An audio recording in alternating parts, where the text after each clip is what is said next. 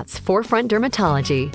For compassionate care with a skincare expert, schedule an appointment with Dr. Rachel Bush, our dermatologist in Alpharetta. Our Alpharetta clinic is accepting new patients and can help with all your skincare needs, from acne to skin cancer. We also offer cosmetic options like injectables and fillers. Visit forefrontdermatology.com to book your appointment. Your skin will thank you. Can you do that? For 20 years. For 20 years.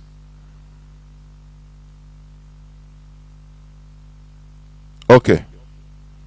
For 20 years, this ragtag army you call the Taliban.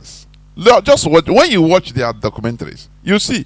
Sometimes when you see them, you think that even they cannot even do anything. But they are warriors. It is all in the head. Are you hearing me? It is all in the head. Thank you very much, my brother Mazi. Say it's very clear. Yes. It is, resistance is in the head. Mental toughness. I don't know why we are not mentally tough. Since 1970, we Biafrans will become. I was cowards. I'm telling you. Just look at this time around. Look at the renditioning of our leader.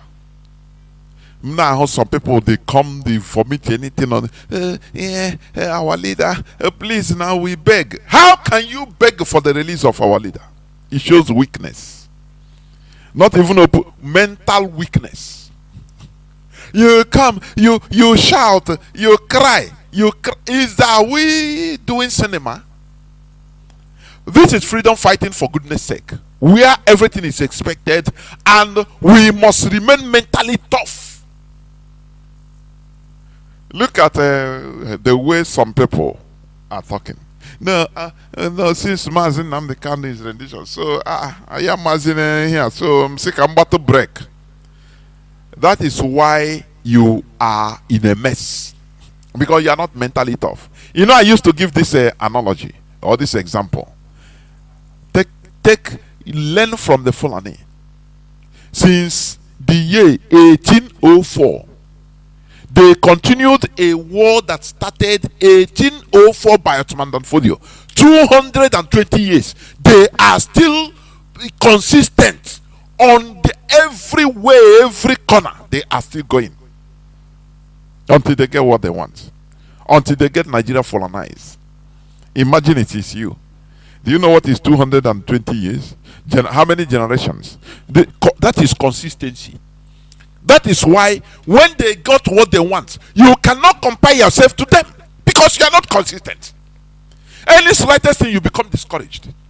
You can't. Okay, I cannot continue. I'm confused though.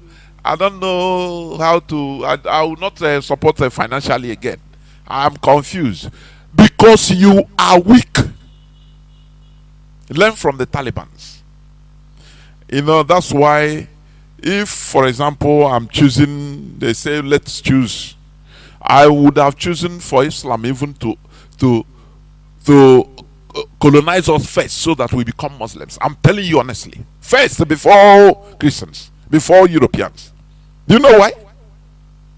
Because at least they are trained to fight for their physically. Are you hearing me? Look at all these countries that are revolting against the colonial masters openly. Just they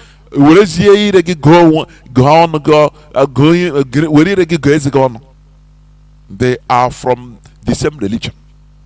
That is why they are bold, because that is how they are trained. Even in the religion, you fight any person that say this against your religion. You copy. Do you see that? They never say die. They don't say no. I mean, they don't surrender. That is the way we are. We were as a people. Our ancestors were like that. That is the way we were.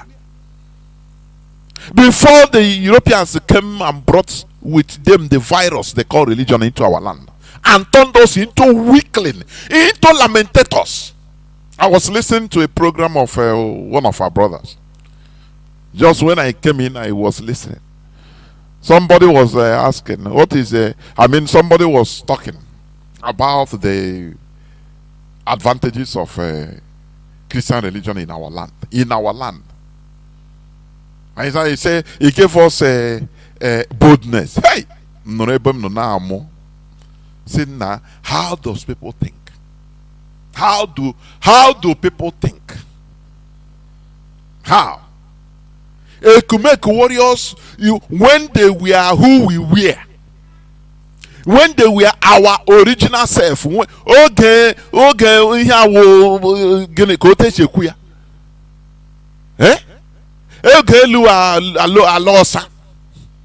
at our people, they resisted the invaders, notwithstanding their military superiority for 31 good years. Do you think we fought a war of 2.5 years?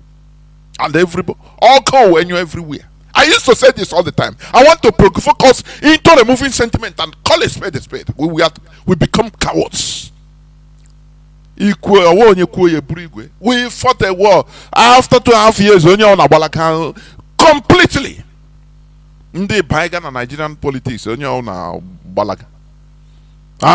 won Nigeria. After 50-something years, we start again. Is that how we have to stay until what hope do we have if we are not consistent? We must suffer this once and for all. If we say no, I will play a clip of, you have been hearing that clip on Radio Biafra, but I will play it from that South Sudanese.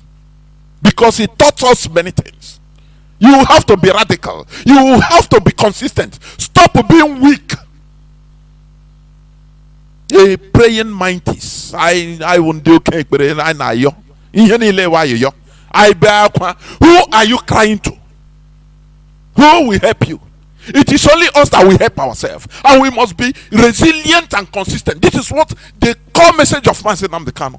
Because this is our weakness. Since the Europeans brought their virus into our land, they weakened us. We are no more the great Biafrans we were. Great Igbo race, great Biafrans. People that we never say die. Yeah, I would say, thinking that the world is like that. Oh, one spirit will come and help us. Please, emotion rise up. I may check why he chai. What is facing us continue facing us. We must rise to the situation. Otherwise, we continue perishing and living after our life. You see our next generation continue suffering worse. I'm giving an example of Afghanistan. When you see them, you think they are nothing. You think they can do nothing. But they are warriors. I say they are warriors. I watch so many of their documentary, honestly, and I doff my cap for these people. They don't care how America being the superpower is dealing with. They don't care. It doesn't shake them. You see very tribal chiefs and they encourage themselves, say, leave these people. They will play and go. We're there for our land. If you kill me, my children they will continue fighting. Do you see the people that have this type of mentality? But what do we have? The mentality of, hey, no, I don't want to die. Who will take care of my children? Who will take care? How do you think that my guy high? How? Without us being radicalized to the extent of being consistent. Look at only 3 years, less than 3 years of rendition of Mazi Jonathan Chinedu. Many people jettison. Some people jettison and go their way. Guys, is that how you are going to get freedom? Freedom that South Sudan fought for 39 good years. ANC of South Africa, Mandela stayed 27 years. They fought for more than 40-50 years before they get to where they are today. You are hearing my voice from South Africa. Now where are you there? Now they South. He don't know how the people fought. Mandela was inside. He there. Didn't know outside. They isolated him the way they isolated Mazi Jonathan Chinedu.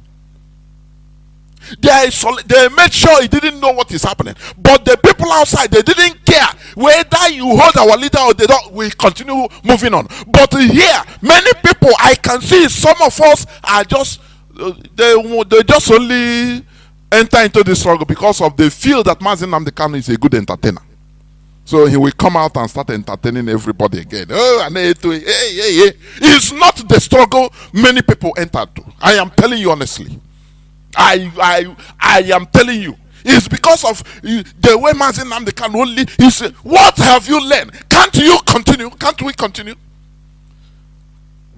So Mazi Nnamdi Kanu no oto onu inside. I only wanna doroka dorati. So we cannot move on. Is that what you are saying? Now, how are we qualified to be a people, to be a race? If it's like this, how are we qualified to be a race? You read it becomes history. Mandela, 27 years. Do you know what it means, 27 years? And the people didn't jettison. They continued doing what they are doing until Mandela came out in a new South Africa. It's not what he did from inside, no. But he refused to give up from inside. He trusts that his people are doing the right thing outside. But you now, when you say, nah, wow, our leader, 3 years, now something, what is he, akpo, now this one naga happen work man. Now here I name myself. Because you are weak.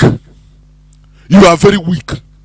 And the weak people become slaves forever until you show your progress. Are you hearing me? The Fulani, they are on top because they continued what their predecessor started. Ottoman Danfodio started 1804. Calculate 1804 to today. It is 220 years. They never stopped. After this one, another person entered. They continue moving. The same story. They said they will never deviate from the vision of their forefather. Till today, they are on it. Can you do that? No, can you do that? You like easy life. Can you do that? Our collective interest, does it on the Chigura? The answer is no. All you want, once you are comfortable, a slave. That is how it is. A slave, once you are comfortable, you and your family, you don't care for others, you know.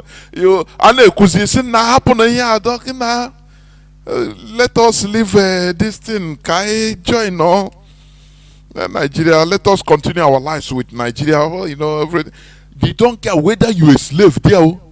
That you don't care whether. Look at how they are massacring us. Nigerian military is massacring us. Look at everywhere in our land, in Biafra land, every part of Biafra land. Does it touch you? The answer is no, because you feel you are safe outside. Oh, you are in America, you are safe. You are in Europe, you are safe. You are in Asia, oh, you are safe. You don't care. You are in other countries. No, you don't care. At least you are safe. This is life of slaves. That is how they reason. They don't reason as a collectivity. They reason individual. Once you are, once you okay, you don't care for another. Anything that, because slaves are programmed to be so. You do not care for another person. Because the master doesn't want the regroupment of slaves. Even if in your presence they shot and kill a fellow slave, he will do as if nothing happened. He will continue. Because he's afraid of his own life. He will continue his life. And he see nothing, he do nothing. That is how they have programmed us to be. And that is the colonial legacy that is still in our land. But people are revolting, of which Mali is one of them. Niger Republic is one of them. Burkina Faso is also one of them. And these people have something in common, one religion. That you have to be patient. God will do it. God will do it for us. This is the worst thing that have happened to us. I am telling you. When I reason, I'm a person that I reason in a positive manner, reason in a negative, reason in every. I say no. I try to look for any advantage that we can. I say no. Maybe let me not be biased. I start reasoning like any of Ondioka. No. I'm too extreme. No. Let me see. I found out that still I come to the same conclusion, the same result. They are weakening I. They weakened us. You can, is it a unity? Nothing. You can no more call in Oshebe, or people, oh, yeah, one day, I know belong. I beg, I know they come out. Oh, now choose it. Oh, no, be our group. No, na Catholic. Oh, no, be our own. We are Anglican. You know, they separated us into piecemeals so that we cannot regroup. Another group must find one thing or the other in order to default you. That is how bad it is. That is why we will never stop talking about this ideological virus being we are infested with, that made us so weak, very weak set of human beings. As a people, we became weak, waiting for one miracle or another to come and fight our war. This war doesn't happen like that. We're in a physical world and we must fight our battles. Otherwise, we continue being slaves. We must be consistent. We must be resilient. That is one thing the aggressors don't want, for you to be resilient. I could remember reading the life of Che Guevara when he was captured. I think is it in Bolivia or Bolivia, something like that. I could not remember them, and if I'm not wrong, he was captured through betrayal, and he was locked up in a room inside the bush, in a military camp. The day they come to kill him, he knew. They opened the door. The military boy that they sent to immediately opened the door. He said, "You want to kill me? Shoot me! Come on, what are you waiting? The revolution Aluta continue." Che Guevara said it. He said, "What are you waiting? Kill me! You have gun, you have everything, but the ideology must continue." That is a brave person, not somebody that is. When he talked that, even the military boy that they sent to kill him, he cannot look him on the face. He was hammering the boy. He said, "Kill me! That is what you are sent to. I know. You kill me, you don't kill the ideology." The boy, because he had been given the order, he have to kill him. He opened his eyes, said, "I want you, kill me, because that is the way you are. You will kill the messenger, but you will not kill the message." The boy he shot him, and tear was dropping on his eye. That is how Che Guevara died. He was killed. Are you hearing me? Not people that are everything, they become emotional. Before you know, start crying. Now, for what? Without sacrifice, there will be no prize. You can't earn nothing without sacrifice. We must sacrifice once and for all. Instead of every time I thought Bria. In 1967, when Biafra was declared, the first country, Biafra is the first country to implement the right of self-determination in the modern world. Biafra is the first. And Bangladesh was watching. And Gawon brought war. He brought war to us. Bangladesh was watching. He said, "Now, wow, these people invoked the right for self-determination in the United Nations Charter. Biafra is the first country to do that." Go and make your researches. After that, after fighting we saw suffering and we run away. And we continue saying it. I respect our fighters, our heroes. Many of them we are highly mad because of how the war ended. We ran away and joined one Nigeria completely in total without doing anything on the ground. On the ground. Nothing, no plan. Nothing. Guy got joined. No. Excuse every time. Because you were not at that time, or you were not born that time. Otherwise, you will not be talking like. Why wouldn't I? I come the one at that time. Why can't people that died? Why can't it spur us into continuation? They can never kill all of us. It doesn't matter. Even after the war, nothing was going on the ground. Nothing. Only on a jettison or live a good life. So now go hustling. Or is it not we that are still talking about the self-determination today?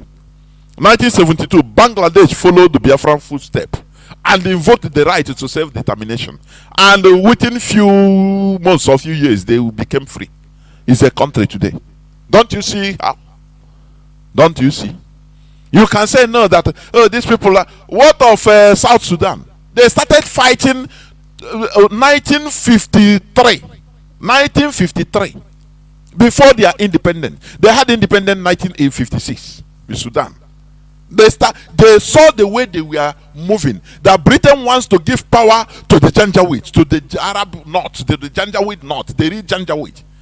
And they saw it. People with sight that are not as myopic as Azikiwe. You know, some people say, no, Mazi Jonathan, stop talking about that. Why we continue talking about it so that we understand the mistake he made, it will be in our subconscious so that we deviate from it. We avoid making all those mistakes, which is what our political elites are doing today. So why can't we continue talking about it? People that put us into this mess. People that put us into this mess. South Sudanese, they saw this thing, the South Sudanese political elite, right before independence, how Britain was going, moving Janjaweed. You know, Britain, they are, the West, they are pro-Janjaweed all the time. That is what baffles me. They are pro-Islamic. I am telling you. For you to know that they gave you chaff and now support the real thing in order to deal with you. But the South Sudanese, they saw it right from time. Before they have independence, they say the way these people are going. Britain, we will not allow you to come and mess our life up. Join us with these people we don't know. No, we cannot agree. We cannot agree. Britain thought that is a joke. They carry arms. Before the war. I mean, before their independence. They be bold people. They act boldly. I want to check Jehovah Nkusuni link in Diaga. Bia Lorogog. You have to do your own fighting. For your information. Let us stop deceiving. In our deception, we stop deceiving ourselves. We have to fight our fight. Otherwise, we remain slaves. Or now, forget now from. That is how it is. We must do what others did to liberate themselves. If not, we continue being slaves. Every time. But this generation, we will stop it. I am telling you. Let me continue playing. Finish this the Malia story. You know the human rights for whom? For their children. Those terrorists that they formed and left there. With an outcry that we in Mali are abusing human rights. You know the human rights for whom? For their children. Those terrorists that they formed and left there are the people that they're crying of that we are abusing their human rights. But when they are terrorizing and destabilize Africa every day for the advantage of the West to get cheaper resources and cheaper labor in Africa, they don't complain. They don't say anything. You will not hear. Imagine a journalist from Europe. We are looking for terrorists, but a journalist from Europe can come with a camera and go and do a documentary inside a danger zone where there are terrorists. Where did he got the numbers of the terrorists? How does he or she have an access with the terrorists? Their non-governmental organizations are comfortable in the terrorist zone. What are they doing there? They are looking. Don't you see, like what this man is saying? Don't you see how BBC journalists were able to break into the rank and file, Boko Haram rank and file, this Fulani terrorist rank and file, and meet their leaders? Have you forgotten the BBC nonsensical documentary? Have you forgotten? Which we pushed them to make mistake. When they did what they did in IPOB as a documentary, we pushed them and they made mistake.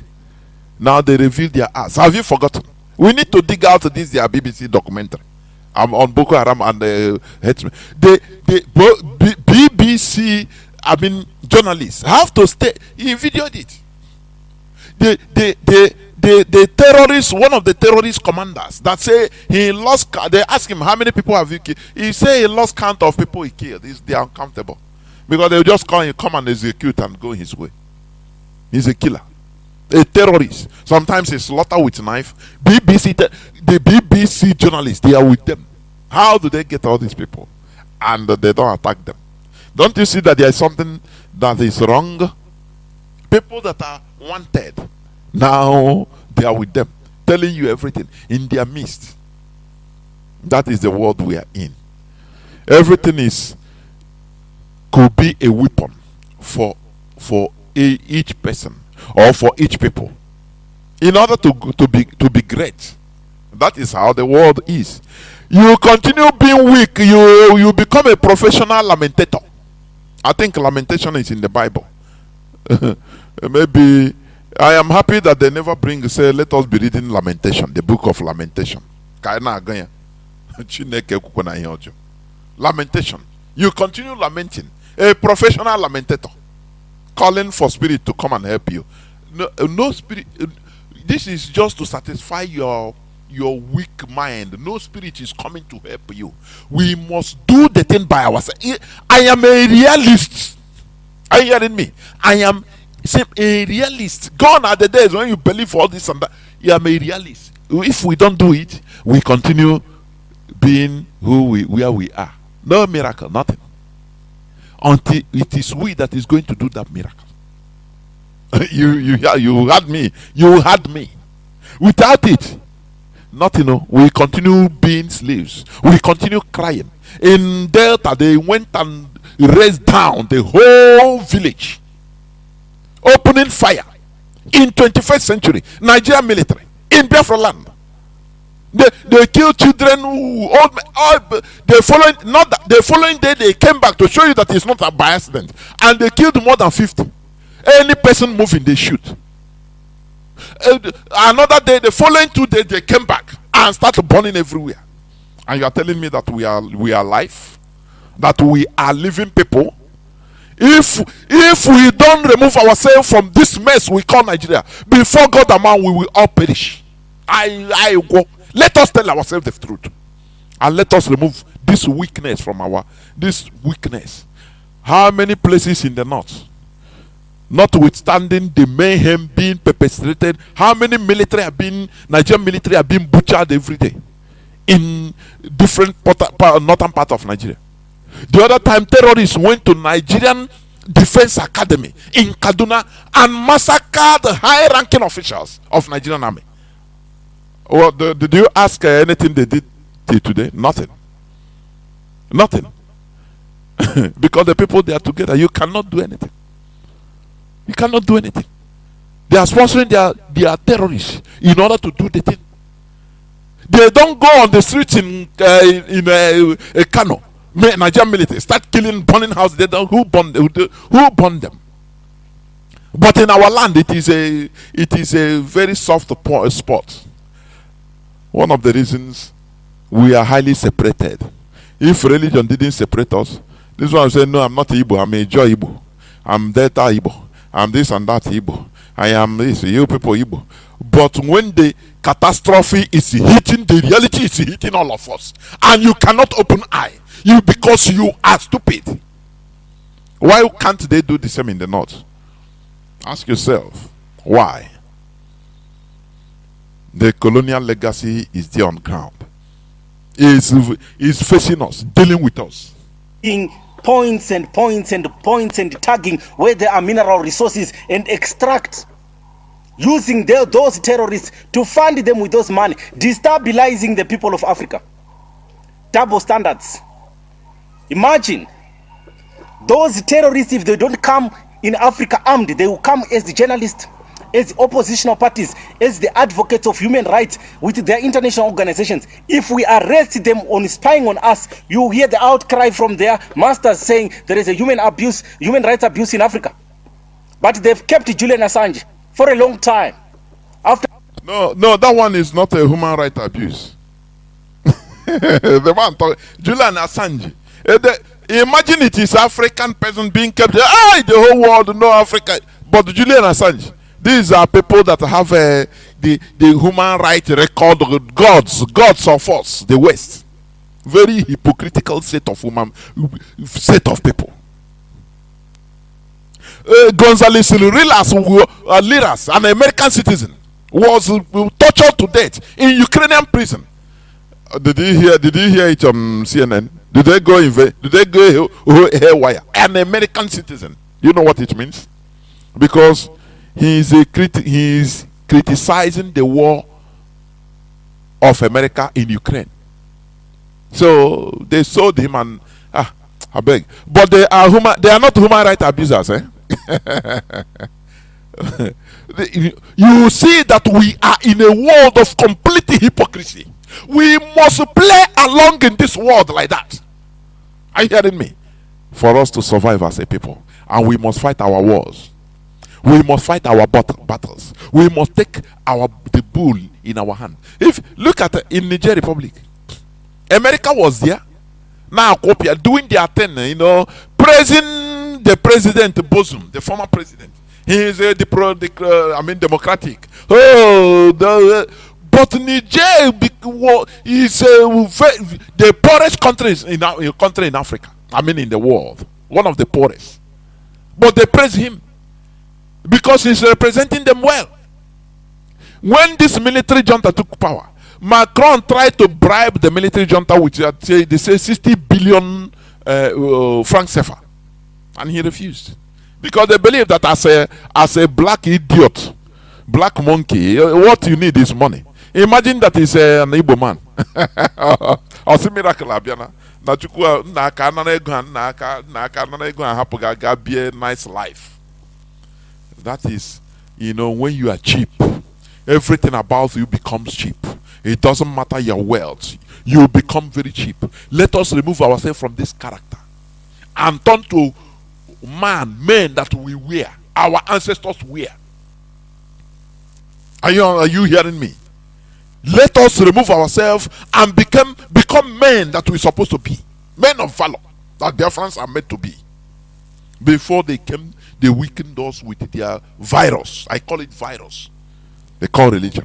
You say virus. They weakened us with it. Don't worry, you are enemy. I pray for my enemies. Don't worry, they didn't. What happened? They weakened us with the virus. Virus. This virus they call religion. I am telling you. And I now soku. If it's our leader. Look at the people that are rising up. Look at them. Look at them. Can you do what they are doing? Can you undergo the suffering they underwent or they undergoing? Look at South Sudan. For 39 good years. First war, 17 years. They waited, they ended in the negotiating table. But being black race now, because before, let me tell you, some people used to say, no, the suffering we have in Biafra land, they will kill us all. They can never kill us all. They are, they will allow for maximum punishment for black people.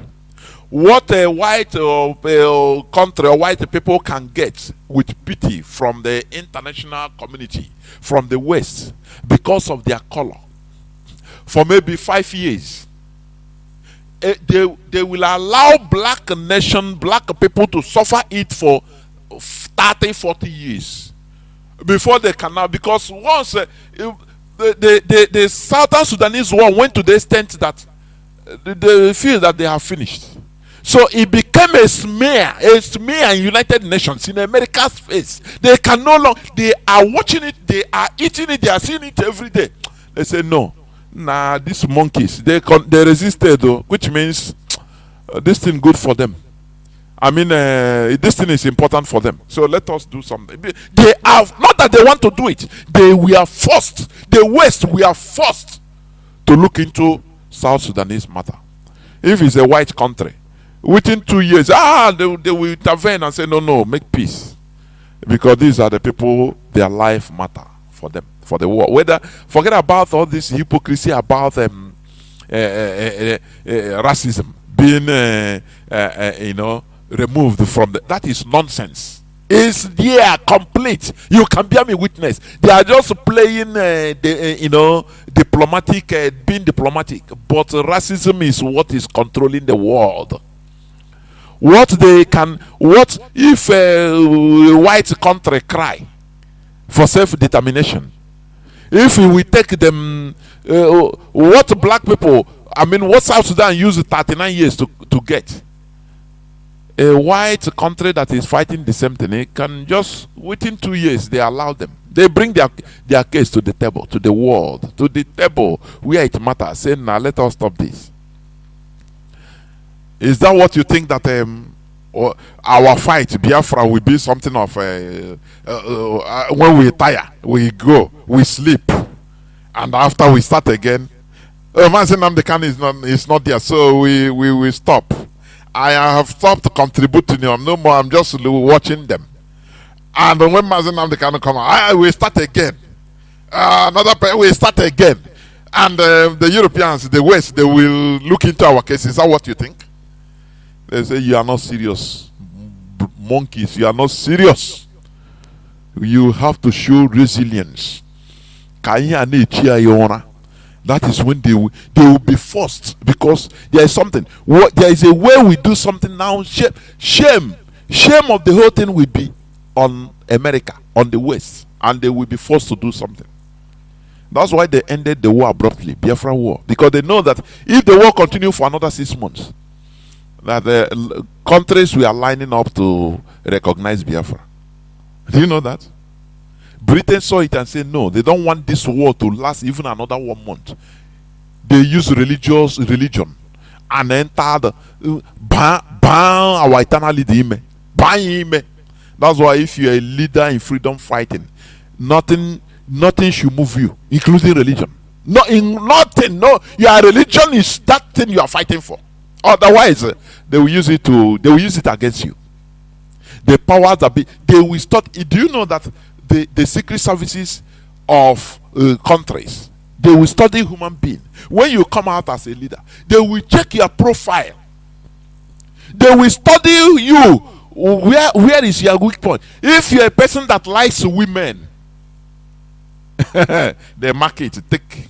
Do you know that? If you're a person that you love money, that you love good life, as a leader of a struggle, the secret service, they will mark it thick. It becomes they will use it. They will study your whole profile. Anything they see as weak point, they will mark it. Is that thing they will use against you? Is that thing they will use against you? When they see you are too much religious, which religion? They say, okay, don't worry. They laugh. They will use that religion against you. Use ndị na-respect, ndị na-asọpụrụ, ndị isi okpukperechi ahụ nọ baraga anya as a leader. Ha ga-use ya baa gị ime, convince you that no, here are the will of God. And you believe them. You will respect them out of respect. Sometimes I'm not saying here I know. Some people I go my land. Another day I either we do this or we don't do it, and we continue being slaves. Let me read you. Look at one of the news headlines. Look at Niger's junta revokes military agreement with United States. Do you have that audacity? Can you have that? You say no, our people now they there for America plenty. No, America is a God's. There is a way they brainwash God's own people. They write in God we trust. So how Chiku so I gonna so how Chineke inele with water brain on a leg. Ndị ahụ ndị otu Chukwu, ndị Jerusalem, ndị Israel, you were a sentiment so ya. How do you think that you can get it? Niger. Let me read it a bit. Almighty America. They cancelled everything. Niger, Niger's junta revokes military agreement with the US. Do you see? I love what they did. Do you know why? You know, at the first time, let me tell you. You know, there was the first time France wanted to do everything when they remove when they removed their puppet. France wanted to go to war by all means using Tinubu and the Ivorian president and all other West African puppets. But no, when the people rose up, they said no. Now, what Niger did was to return America. Listen, now politics. They didn't pursue all of them. Now they isolated France. Listen, that is what really happened. They isolated France, said no, America, you can stay, no problem. We don't have problem with you, America. We don't have with any other person, but with France. Do you remember when France refused that their embassy must be open? When they pursue even the ambassador, French ambassador to Niger, he refused to go, and they kept quiet. Now they use America. America have to convince France, because America, they allow America to be there first. Now they use their game, divide and rule against them. If you play your game very well, you become great. I am telling you. Now America saw that it's only France. They have to convince France. Don't worry. And France pulled out. America, their big brother, convinced them, say, don't worry. Because they still gave America the space to be there. The leverage, they allowed them. Say, no, America, we don't have any problem with you. You can stay. Your base, no problem. Everything, no problem. So America now have to talk to France privately, saying, about like this. Because all of them, no matter what, all of them are looking for their own interests. For your information, in international politics, no looking at somebody's eyes. You look for your interests. That's how Britain remove itself from Schengen or European Union. Remove themselves because they want their interests. They say, oh boy, if we Europe, everybody. Now we have migrate. We open our doors. Before we know, England, the English eyes will become everybody's land. They say no, we have to control our land. It's their interest. No matter all of them are Europeans, so they say, oh boy. you see how they do it. They say no, our people. We the government, we want to stay, but it's our people that they don't want, and we are voted in order to satisfy our people first.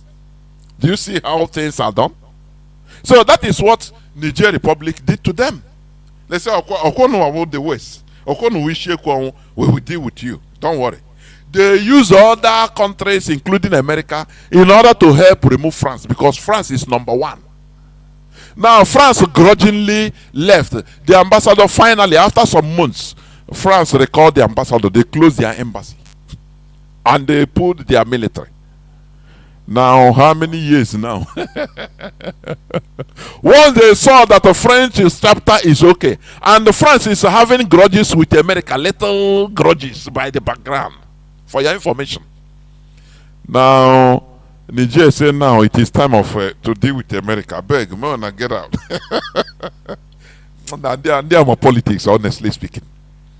They know that if they start pursuing all of them at the same time, they will fail. So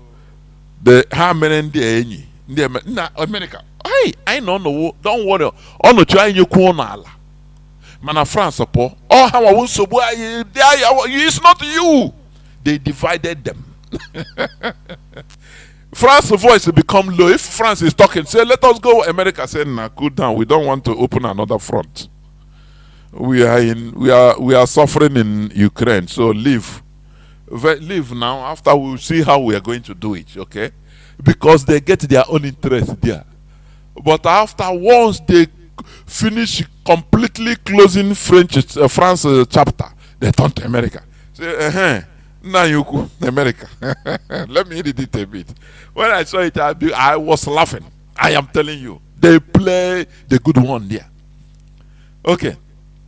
Saturday's announcement, that's what day before yesterday. Saturday's announcement came in the week that a delegation from Washington had been in Miami for talks with the country's military leadership. The U.S. used its base in Niger to monitor regional jihadist activity. Do you see it? That's what they declare. That's what they declare. That's why in this world of politics there is nothing like a lie or truth. Is what anything that you can bring out to protect your people's interest. That is what matters. Are you hearing me? That is what matters. This latest announcement by the junta in power since last July comes as it moves closer to Russia after French troops were kicked out in December. All one by one. The U.S. presence on the territory of the Republic of Niger is illegal and violates all constitutional and democratic rules, which would require the sovereign people to be consulted on the installation of a foreign army in its territory. Niger's military spokesperson, Colonel Amadou Abraman, said in a damning statement on national television. He also alleged that the U.S. delegation has accused Niger of making a secret deal to supply uranium to Iran. Colonel Abdurrahman described the accusation as cynical and reminiscent of the Second Iraqi War. Are you hearing it? America, that you know how they do now. Before you kill a dog, you give him a bad name. All this to get public support, American public support. Oh, Saddam Hussein, he has a weapon of mass destruction. Oh, he's even on the verge of developing nuclear weapon. He's there everywhere. They first of all make American citizens very fearful, afraid. That before you know it, within months, Saddam Hussein is on months of getting nuclear weapon, and he will face it to America. And once they say the American citizens, hey, nah, anything to get rid of this thing. That is fear factor, fear and dioka. Exactly the same thing. They want to catch you, they catch everybody with fear. That you are fighting with devil. The demons are around you. There are witches and wizards everywhere. Anything, if you're going on the road that you hit your leg or your toe on a stone, hey, it's demonic attack. Call your pastor, ask him. Nah, I hit my legs or say, I saw it last night now on dream. I wanted to tell you, it's demonic attack. You go, any natural thing that happens to everybody happen to you is demon. So they put fear. They use fear, not they put fear. They use fear surround you. Anywhere you look is fear. You see black cat is fear. Oh, it's a witch. You see white cat is a witch. You are going and see one rat to pass your way. Hey, he's a wizard. They are after you. So why won't you be afraid? You have to do whatever they want you to do. That is what America is doing. They will use, first of all, use their media. They use their media to kill you. They demonize you so that the citizens, American and British citizens, will be looking at the person as they were looking at Saddam Hussein as a living demon. How would there is any way to read him? They don't know that everything is lies. That is what they did to the Niger Republic. They are giving. They are supplying uranium to Iran to develop nuclear weapon. And once they develop nuclear weapon, they are going to kill all of us. They want to kill the whole Americans anywhere. So when they say Christian Amanpo, once he come out on CNN, break it. Hey, American citizens, all of them, they will say, nah, anything to get rid of this man. So once they vote, they say, I beg, go to war, remove this one. And they give them the power they need. They know how to manipulate public opinion. They know how to do it. It's after some years, no, we lied. Your lie caused death of millions of people. Your lie caused orphans, millions of orphans. He raised homes. He changed the nomenclature of things. Are you going to bring them back? The answer is no. Oh, you resign. Tony Blair resigned. I lied. He resigned. George Bush, I lied. And he's still alive. No ICC, nothing. No trial. Because they are above the law. Don't you see the colonial masters how they behave? They are above the law. But go and do it now. Go and do one tenth of that. Hey! They will cut you into. They will bring you. They will campaign for your head to be cut into pieces. Look at how they destroyed Gaddafi. Did they talk about it?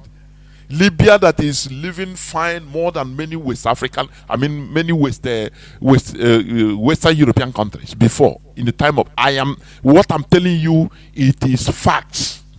Libya was living far more better than some Western European countries at that time, in the time of Gaddafi. It didn't all go well with the West. How can these Africans, they will open the eyes of Africans and develop them and make them to develop? They say no. Kaiti Piaya. That is how imperialism works.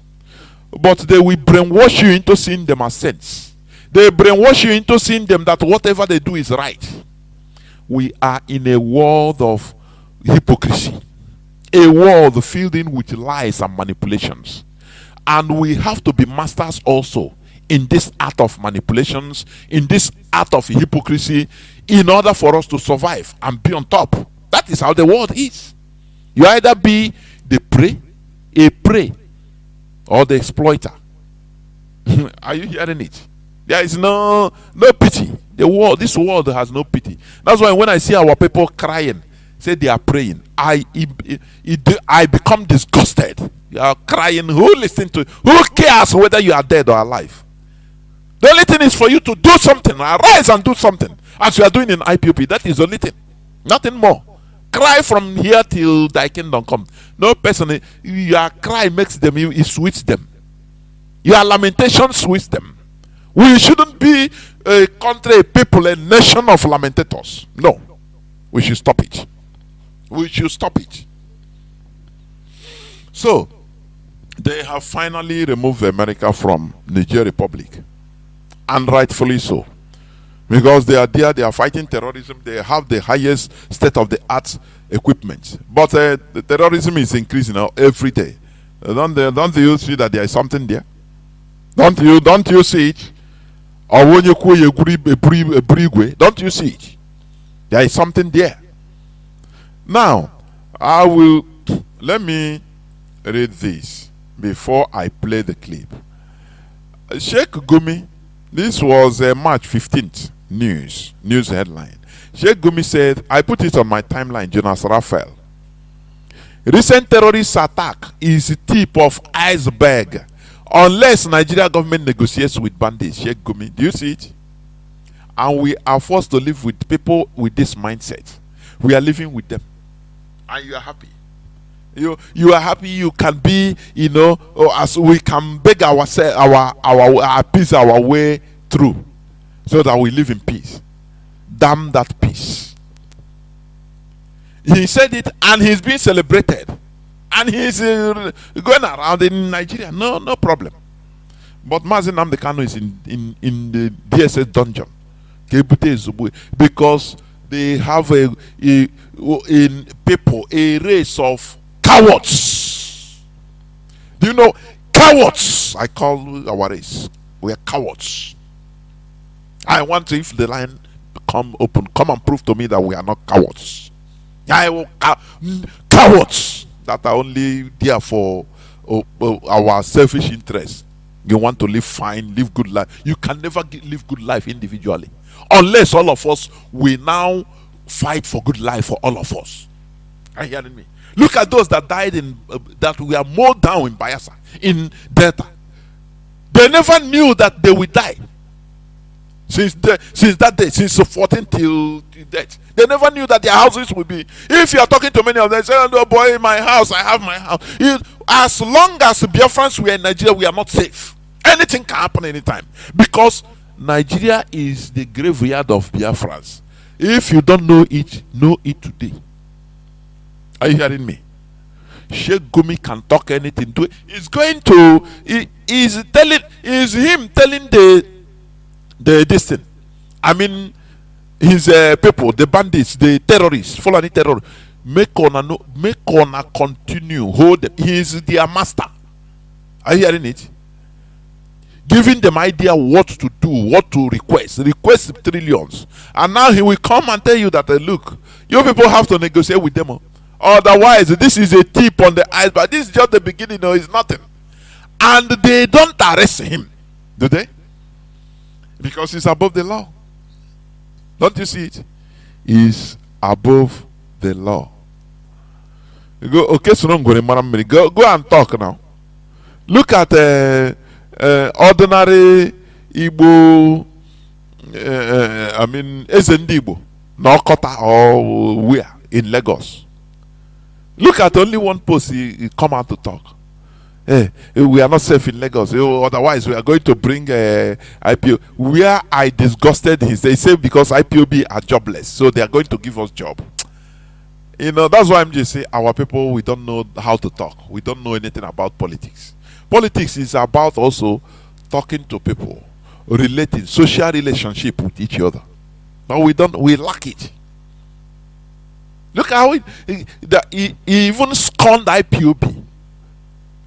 He scorned IPOB and ESN. That they don't have any job, so they will bring them as jobless people. They will give them job to pay them. No Diego, he has money.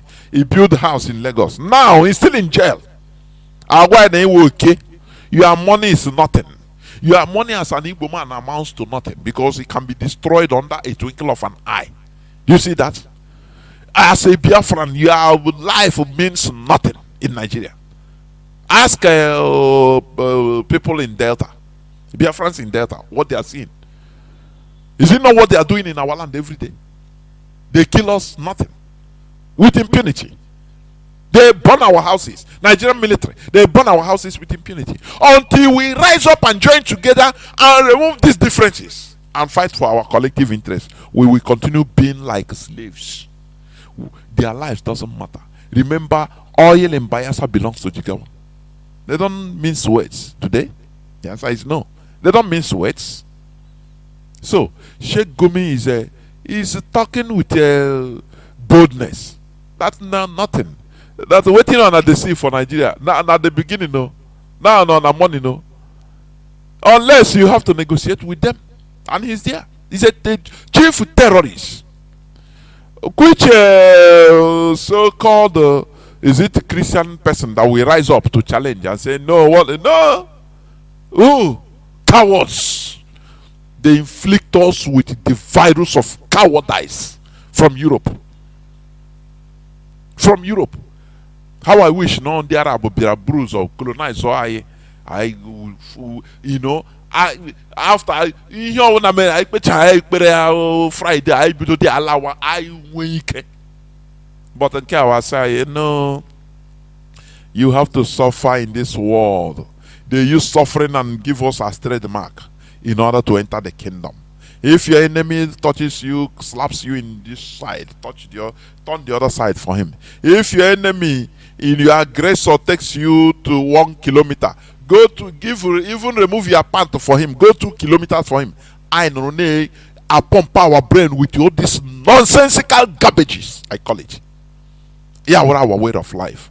It turned us into cowards. Now don't worry that God will fight your battle.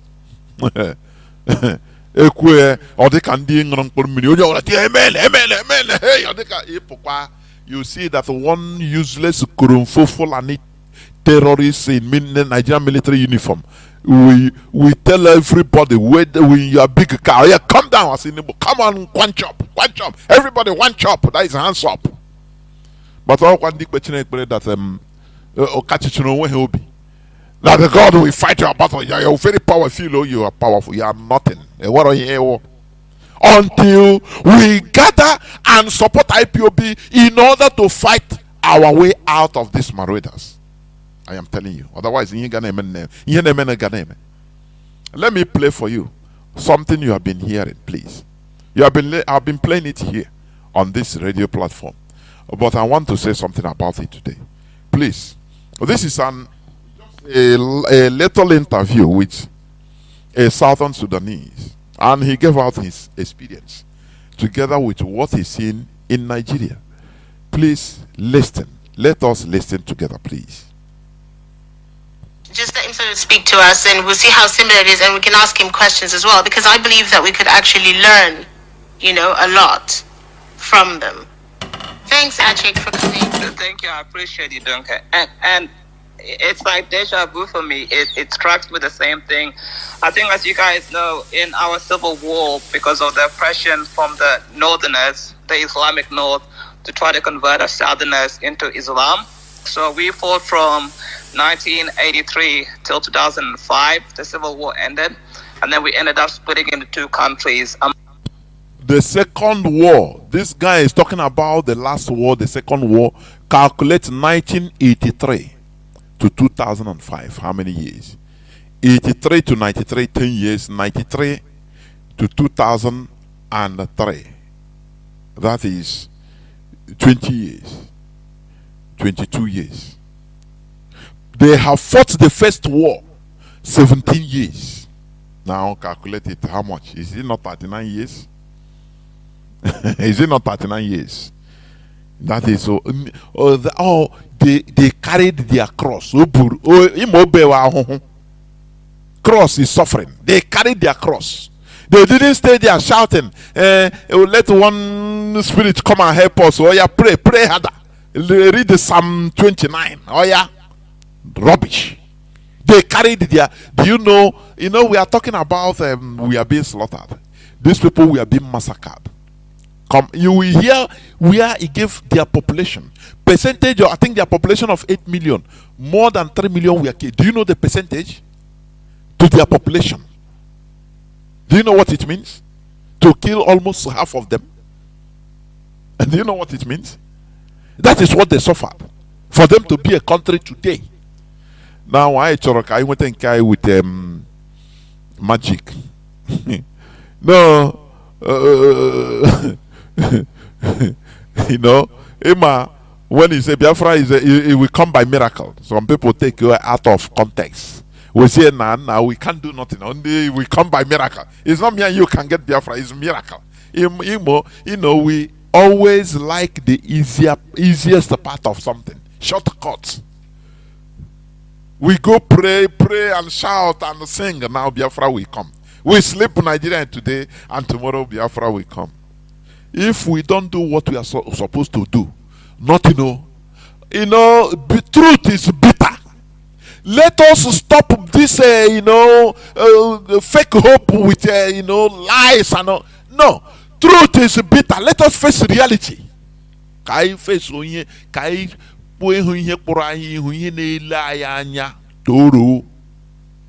Instead of being happy with illusion. These people, they fought war. Very cruel, bitter war. Do you know Mazi Nnamdi Kanu labeled the Fulani Janjaweed. But the people in Sudan, they are the militia, the real Janjaweed militia. Even those Janjaweed, do you know that even in Darfur, they are having clashes, war, even with the Fulani? Do you know that? Now, talk less of how Fulani, they are even Muslims, so the same. But they still have problems with them. Fulani in Sudan, you know that? Now, think of how they brutalize them. Now, and we now use their name to label the worst people. But the Southern Sudanese, they resisted for complete 39 years. Imagine it's Igbo people there. Aye, Father preach, you're going to peace. No, they will kill everybody. Just let's have peace. Even if we one Sudan.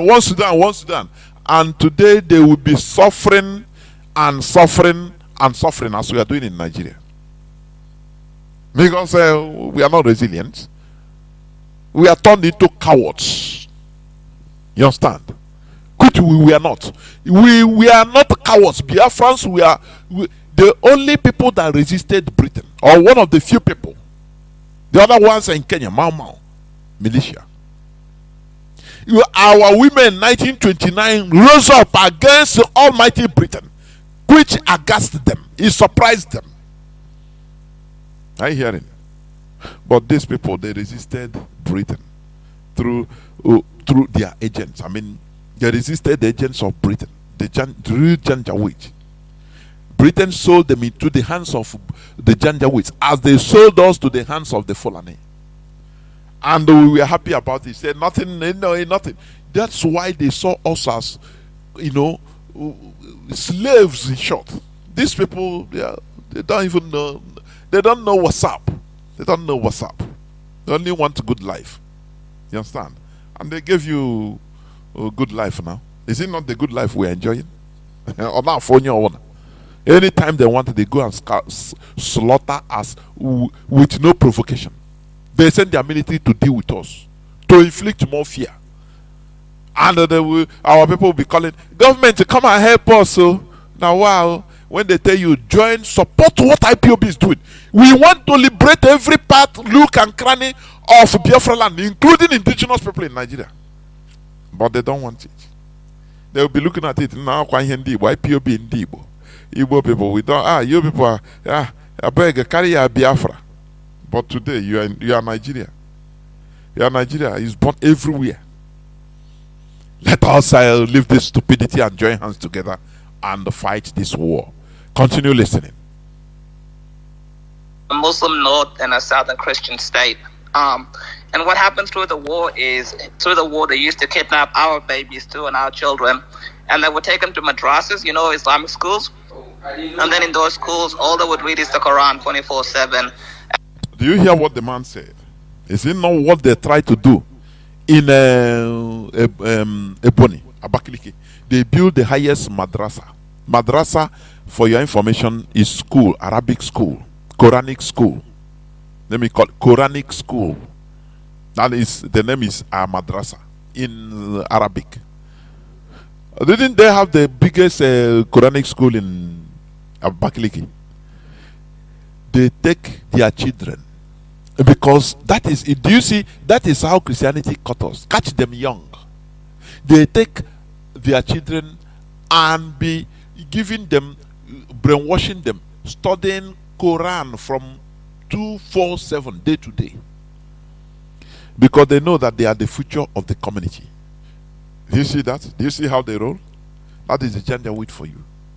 They force them in order to Islamize, because they want them to lose who they are, to lose their natural nomenclature and turn them into what they, the same way the Fulani turned the Hausas into zombies they are today, being controlled by the Fulani. A whole Hausa race, very big, civilized Hausa. When the Hausa kingdom was manufacturing a blunderbuss, this is gunpowder.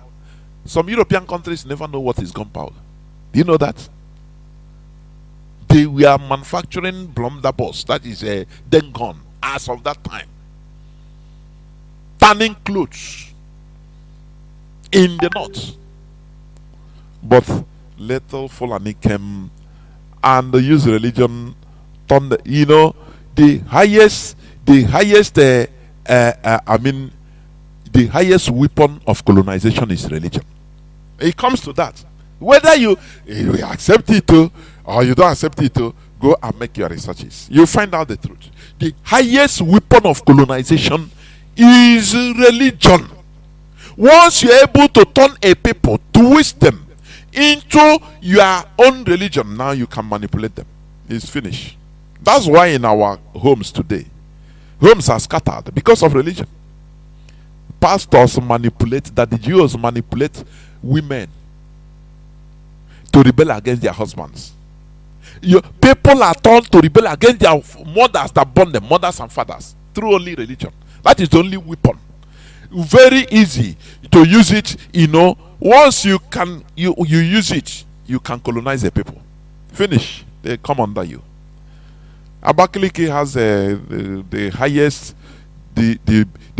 Quranic school in Africa. That is true. They will take our children and be brainwashing them there. It's true. Do we know whether even the infiltrator went to Quranic school? Do we know? Because the way he hate our people is if you know our people, they go with sentiment, they don't go with brain reason. The way the infiltrator talks, sometimes you will see the hatred against our people. Somebody that say, when I finish dealing with you people, you don't know when that type of hatred comes out, and you know that, look, maybe it's a product of Quranic Abakaliki Quranic school. I am telling you. Somebody that you don't know, you don't have, as a freedom fighter, you have a leader. You need to have a precedence. You should have a history. But all of a sudden, somebody come from nowhere and you don't know his brothers, you don't know his family, nothing, how we go, nothing, and they become your leader. Ndibo, done. Sentiment we do on something. That is that sentiment we are trying to remove from in this hallowed platform. Let us continue listening. This is a Southern Sudanese talking about the experience and comparing it to what is going on in Nigeria today. Continue listening. And they would radicalize them. I don't know if that's happening in Nigeria, but that was state-sponsored. It was sponsored by the North Sudanese government. So you had militias, the war, because of the oppression from the northerners, the Islamic North, to try to convert us southerners into Islam. So we fought from 1983 till 2005. Now, let me ask, why do people want to convert others into their religion? This is a deeper question you need to think, reason deeply before answering. Is it out of love? No, I want you to. Is it because they love those people?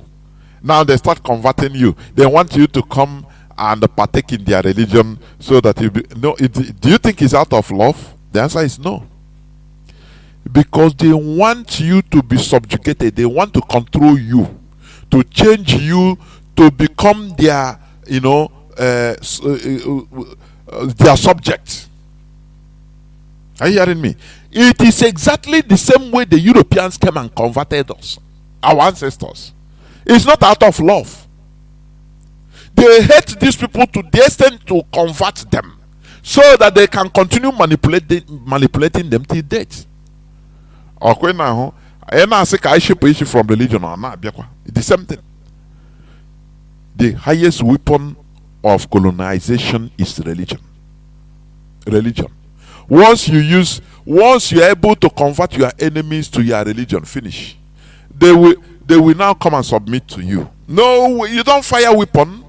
They will now come because they see you as their savior. Finish.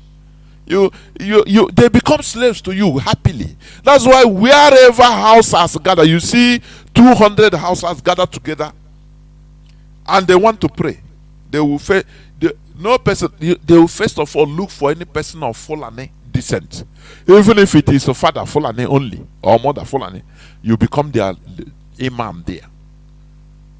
It is natural. So it is natural now. They subjugate. They are the people now. They will become subjects to you, begging you to be their master. That they love you because you love us and give us their religion. Is it not what we are suffering in Christianity? Is it not the same thing?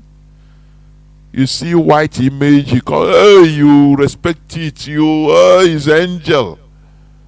See black image coming or black something coming down from heaven, you run, say Satan. It is all here in our brains. That is it. I will continue saying it, and that is it. Continue listening, please. The civil war ended, and then we ended up splitting into two countries, a Muslim north and a southern Christian state. And what happened through the war is, they used to kidnap our babies too and our children, and they would take them to madrasas, Islamic schools. And then in those schools, all they would read is the Quran 24/7. and they would radicalize them. I don't know if that's happening in Nigeria, but that was state-sponsored. It was sponsored by the North Sudanese government. So you had militias. The militia was called the Janjaweed. And the Janjaweed operated mainly in Darfur, the Darfur region. And that was supported by the government of North Sudan. So it kind of reminds me like Boko Haram. I'm fully convinced they're supported by the federal government of Nigeria too. Like the Janjaweed was supported by the government of Sudan. And they actually perpetrated the Darfur genocide. If you guys don't know about it, you should Google it. From 2003 to 2006, roughly 500 to 600,000 Darfurians were killed, and they're North Sudanese people.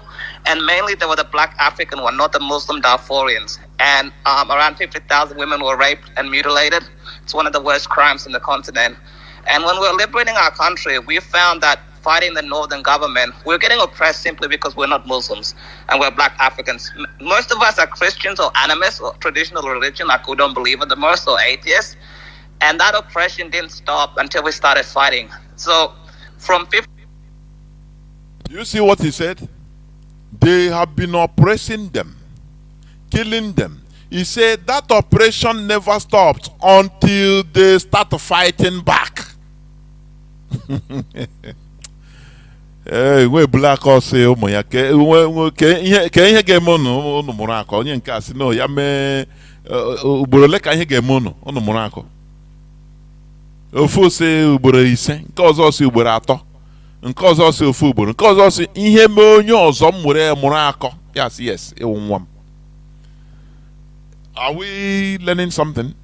He said this Janjaweed never stopped killing them until they took arms and start fighting back. So what is happening in our land, it can never stop. If you think it will stop one day, you beg government. Government is them. Them is government. Or you cry, lament, one spirit in heaven from nowhere, from the sea, will come and help you. That is far, far, far, far until you start fighting back. And that is what we are doing in IPOB. That is why we need the support of everybody, because we are in this together. The Janjaweed, they can never stop. People that started, that continued the legacy, the conquest of their great-grandfather since 1804 to date. You think they are going to stop? Oh, okay, maybe one day they will just make a law that, okay, let everything stop. Sheikh Gumi is a terrorist leader. He is being celebrated in Nigeria, being invited in Nigerian television to talk. Do you see it? This man say it happened to them. They will never stop until you say enough is enough. You took arms and say, nah, if we want to die, let us die. But if you say you want to just be doing gentleman, nah, here let us continue now. Let us see. We appease them. We beg them. Alahaji, on a good now. Let us stay. They will continue until you become complete slaves to them. Continue listening. 56 till 83, we kept asking the northern government, please do something about this oppression. And then finally we had enough and decided to have a civil war and break the country in two. And that's what I'm worried that's going to end up happening in Nigeria, because I'm getting sick of it watching it, because I can't imagine what you guys are feeling. And we went through that, and it was a very vicious, bloody war. We lost 3 million people to gain independence. We have 6 million people overseas in the diaspora. Don't forget they lost 3 million people to gain independence. They have 6 million people in the diaspora. Which, just check their population. With their little population, you see they made the supreme sacrifice. Do you see that? But if we think that we can eat our cake and still have it, it's impossible. Either you eat your cake and it disappears into your stomach, or you have it, you don't eat it, you don't taste it, and you're still looking at it. Let us stop this mentality of shortcuts. There is a shortcut to everything. Igbo man, we like a shortcut in business. Before you know, no, it's not like that in freedom fighting. You must pass through the process. So you must be ready. We must, prepare our mentality, our psyche to accept the reality facing us. If not, we continue being slaves and worse. Look at how they go. They say Nigeria, they go and slaughter people in Delta State for nothing. For as they want, they slaughter. Fulani headsmen, they are on the rampage everywhere, and nothing mega. So, do you think that these people will stop? The Nigeria Tinubu said no. Give them. He instructed the governors, give them land to appease them. A president, and you think that this thing will stop? That they will stop aggressing us? They will stop slaughtering us? No, until we have enough of this. You know, I used to talk about it. Red line. If they reach some red, we draw a red line. Say, oh boy, enough is enough. You become suicidal. If we never become suicidal, we continue and become more slaves. You hear that? That is the reality facing us. Okay, those people that were killed in Delta, maybe you will see one or two people that came from abroad to visit home. Maybe you will see some people that has at least their houses that are a little bit wealthy. They are there. They are among the dead. They didn't know that they would die. You see that in Delta and Bayelsa, their houses burned down. We must join hands together. Let us continue, please. Only 13 million South Sudanese here, and there's about 44 million North Sudanese on the top. And what is happening now in the Sudan? They're having their own civil war between the 13 million Southern Sudanese, 3 million slaughtered, killed in the war, 6 million run away to the diaspora. Majority of them, that is out of the 13 million, now count it. Count the percentage, the ratio to their population. And now you see what befell them. You see the catastrophe, the tragedy that befell them under the watchful eyes of the West. So that, you know,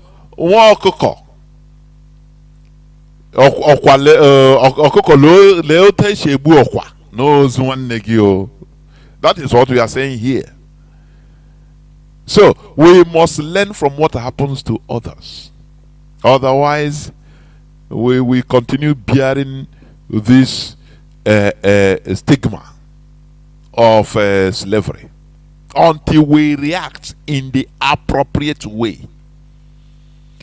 Because the most the best reply or response to a violent aggressor is a violent self-defense. Are you hearing me? That statement was made by what is the name? The person that killed Mahatma Gandhi. He said peace cannot be at all costs.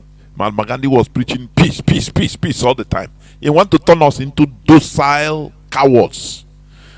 Whereas we are in the face of violent Muslims.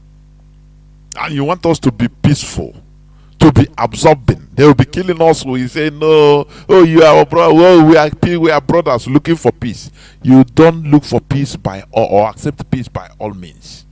Otherwise, you become the victim of that peace. That is what happened to us. We accept peace. I peaceful people. Stop accepting that we are peaceful. If you are peaceful, you are nothing. We're supposed to be people that are feared. Hey, any of them. That is the way they told us about the Fulani. Hey, when you see them, you fear. Anything they want, you take. On the very violent people. Do you see that? But once they know you as a peaceful people, they can throw shit on you. Say he cannot react. Nah, you will be looking for peace. Now, peaceful man, he nothing.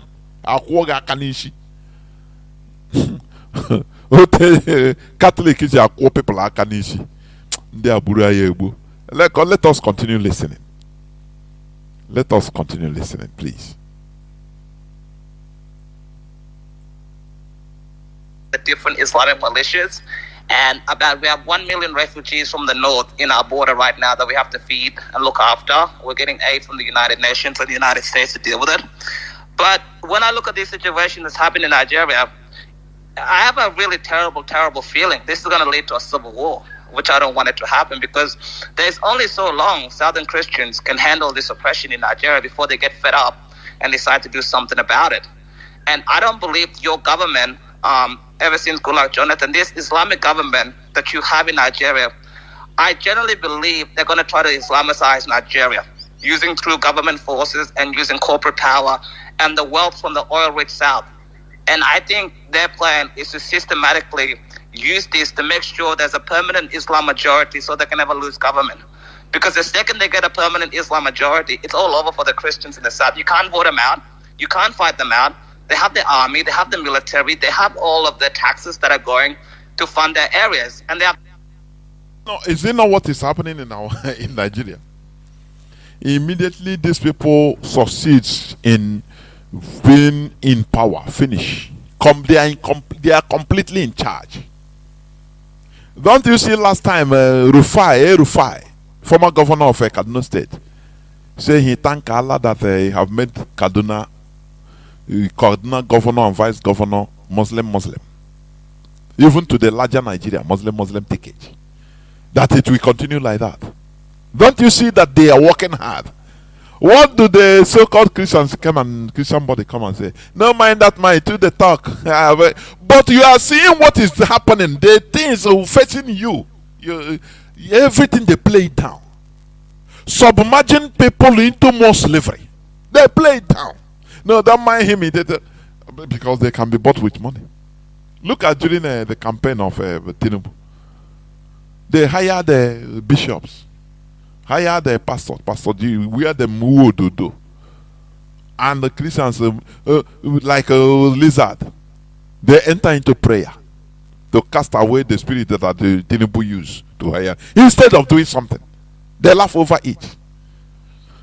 Nandia Europe puteraye nonsense. I am telling you, they brought virus that is eating our head. That is we don't. What we believe is money. Only money. We don't care anything about ourselves as a people.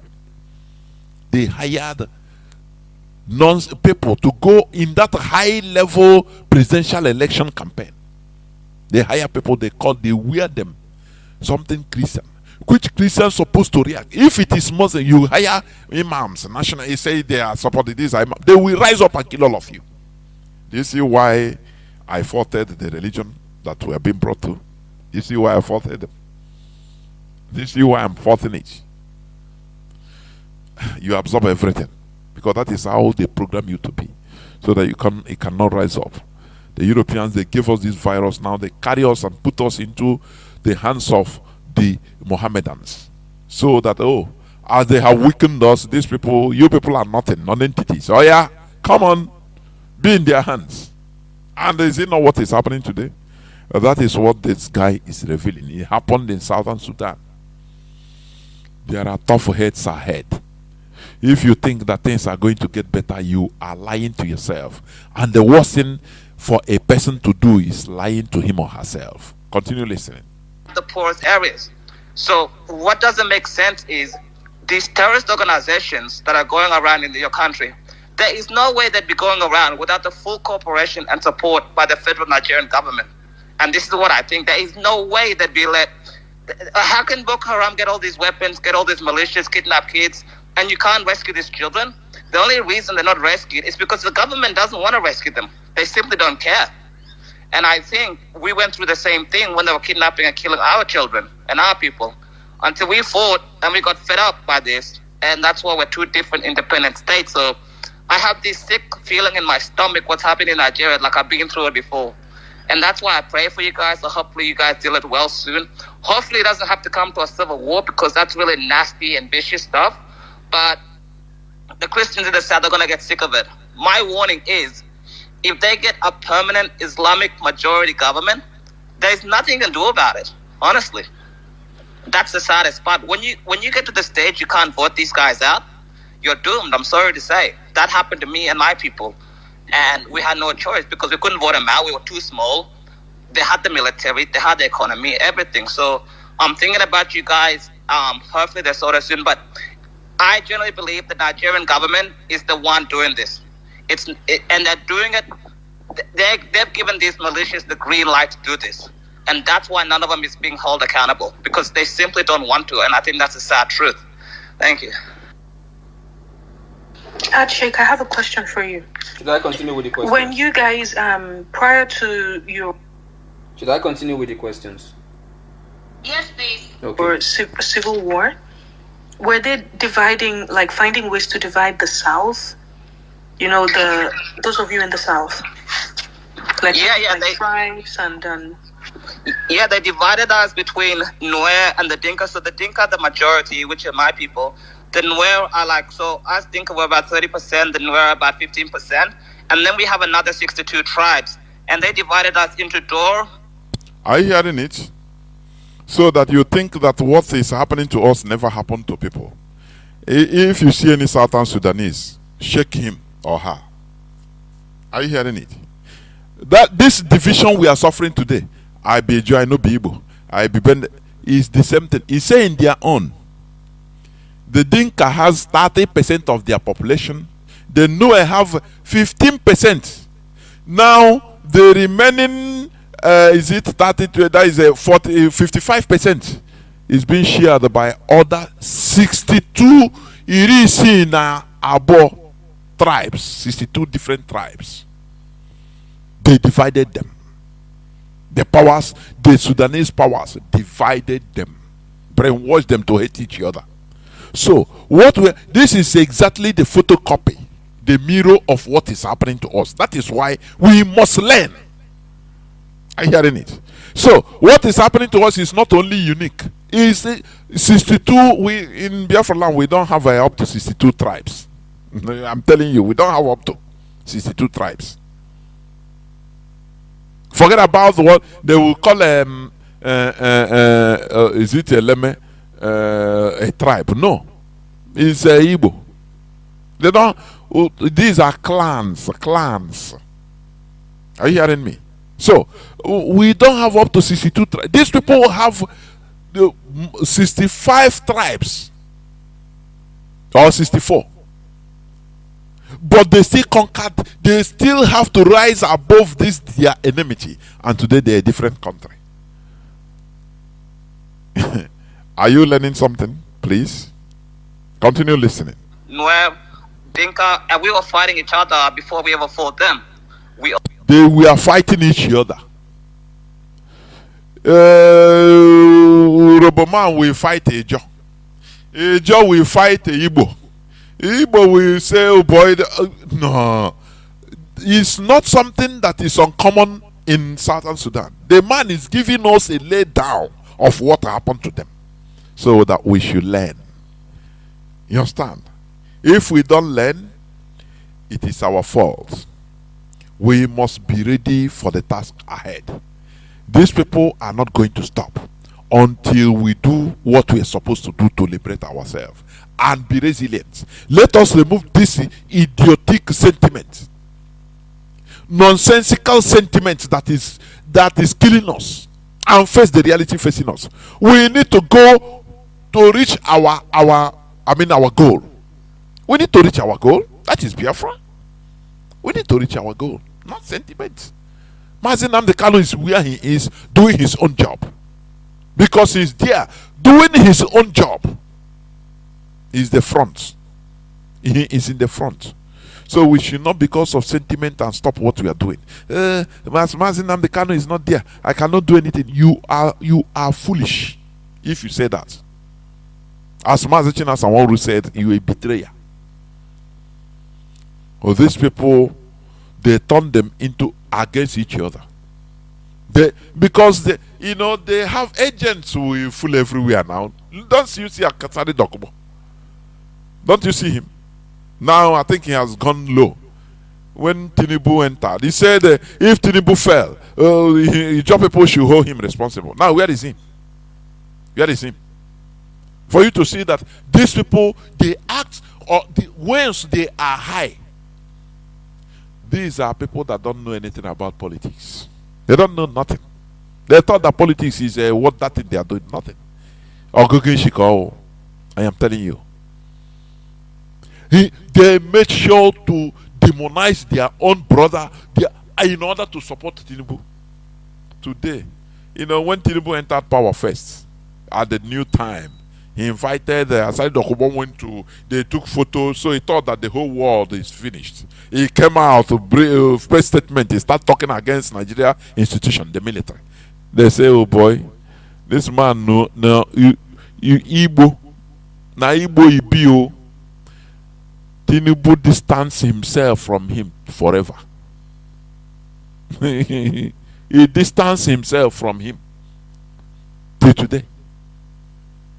Because these are people that don't know nothing. When they are calling you to reason, forget about this temporary money they will give you to make you turn against your brother. You think you are, I know you EGG's fly that saw shit that will follow the dead body to enter grave. Until when they tell them like this, we must face what is facing us. That is what I'm saying. Please continue. I don't know whether I will play I have many things to talk about bit by bit. I think I will continue this. I will stop it somewhere. I will continue it another day. Please continue listening nonetheless. We only became united in 1983. So from 1956 till 1983, as black tribes in the southern part of Sudan, we were fighting each other. And because of the divisions that came from the federal government, so they divided us up in certain areas. So the west is the Barkazal area, the east is the Nuer area, and the north is the Nuer area, and the south is the more like Islamic area in Juba. So if you go to our capital, Juba, a lot of people speak Juba Arabic. And the reason is because the government up north wanted to make Arabic as an official language of the southern Christians. Because if they make Arabic as an official language, we become Arabized. So then we start... Pretty much, it takes away. Do you see Arabization? The same like Fulanization. Religion is just a tool to change your nomenclature. You start behaving like a Uzue, as somebody will say. They behave like zombie for others. Do you see how they smartly built the biggest madrasa in Abakaliki? Taking children from there, putting them into Islam. I mean Quran. They grow with Quran. Do you think that they will be like Igbo people? Once their master, the Fulani ordered them, say, look, you have to fight for Islam. Kill your brother that is not an Islam. And they will do it. It's what the Hausa foolishly did. Religion is very, very deep. Very deep. That is why we are calling our brains. Let us reason. Let us reason. Because enemies can use religion, and not can use, they are using it against us. They are using it against us. You know that. The Ottoman Danfodio preached to Hausa people. Say, your king is not like unbeliever. Why do you have houses that are not Muslims, and you are having things in common with them? They are infidels. They are unbelievers. Why not turn? You have to turn against your king because he's supporting infidels. Though you are brothers, so, but in Quran it's not like that. Your brother becomes your enemy once he doesn't believe the same thing you have. Is it not what is being preached also in Christianity? It's the same thing. So if they give you a knife, you can kill him as an infidel. Do you see how dangerous the religion is? That is why we are trying to find our foot, go back, look our roots, so that thing that joins us together, now we take it and join ourselves together, the same umbilical cord. You don't see your brother as an infidel any longer. It happened to the Hausa people. The Hausas today, all of them are slaves to the Fulani. It becomes natural to them. Natural. Anywhere they see Fulani, they bow down as Fulani, because Fulani is their governor, Fulani is their emir, is their controller, is their imam, is everything. So they are simply slaves. You see that? But once we guide our brotherhood, and what is our brotherhood? strongly. Our brotherhood is our culture. Is what binds us together. Nothing more. Is there any other thing that binds the people together? Is their culture, their way of life. Because their way of life comprises of everything. From what you wear to what you eat. Everything. How the festivals you hold is what binds us together as a people. But when you start skipping, say, no, this festival is evil. Me, I cannot partake it. I'm a born again. No, this dance. No, I cannot dance this community dance. It's not biblical. The enemy, they have put in sword in our umbilical cord. That is what this man is trying to explain. It happened to them. And they started fighting each other. Their own was even worse. Because when you go more further, you will see that their own was worse. Because some tribes or clans were banned from marrying other clans. In our own, it's not too bad like that. We marry each other till today. Igbo marry a Joe. Yoruba marry a Igbo. You never did that side. Do you see it? But they broke through it. Do you know what made them? I don't know whether. Let me continue playing. Our traditional language and our culture, they essentially tried to Arabize all of the people in the southern of Sudan, like they have in the north. Like when you go to North Sudan, they're like Algerians and Moroccans and stuff. They're Muslim, they speak Arabic and stuff. That's what they wanted to do till the whole Sudan. They essentially divided us, they conquered us, and then eventually we had a leader that came in, Dr. John Garang. He essentially told the blacks in the south, listen, we have to come together or they're going to kill us all. And that only came in 1983 when we declared our movement, the Sudanese People Liberation Army. It was like a guerrilla movement. And then we fought and then we eventually won. But even till today, we're divided. So the Nuer and the Dinka in 2013, they caused a civil war in my country. But we ended that pretty quickly. But even till today, those tribal lines that divided us against are so hard to break apart. Like tribal tensions in my country are so bad right now because of what they did of generations of brainwashing and just things like even with marrying between different tribes it's incredibly difficult because of the way they made us see each other since the founding of our country. And we're just trying to get through those tribal lines even till today. So it leaves deep wounds.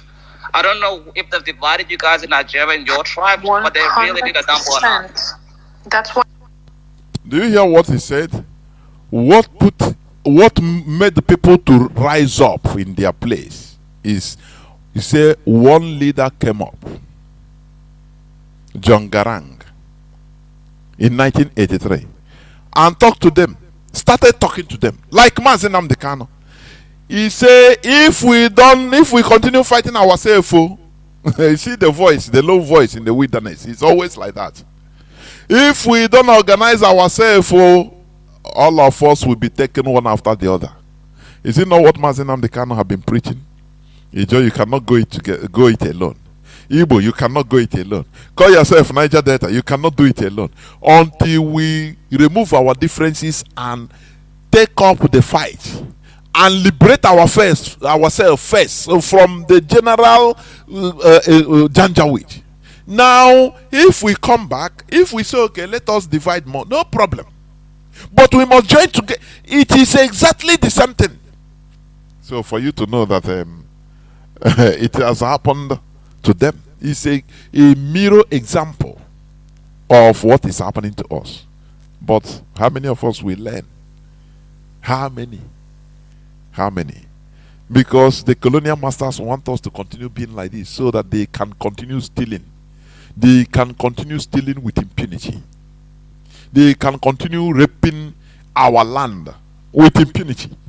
And anytime they want, they will blow whistle for you to come to do pack shit in London. The shits of the old men and women.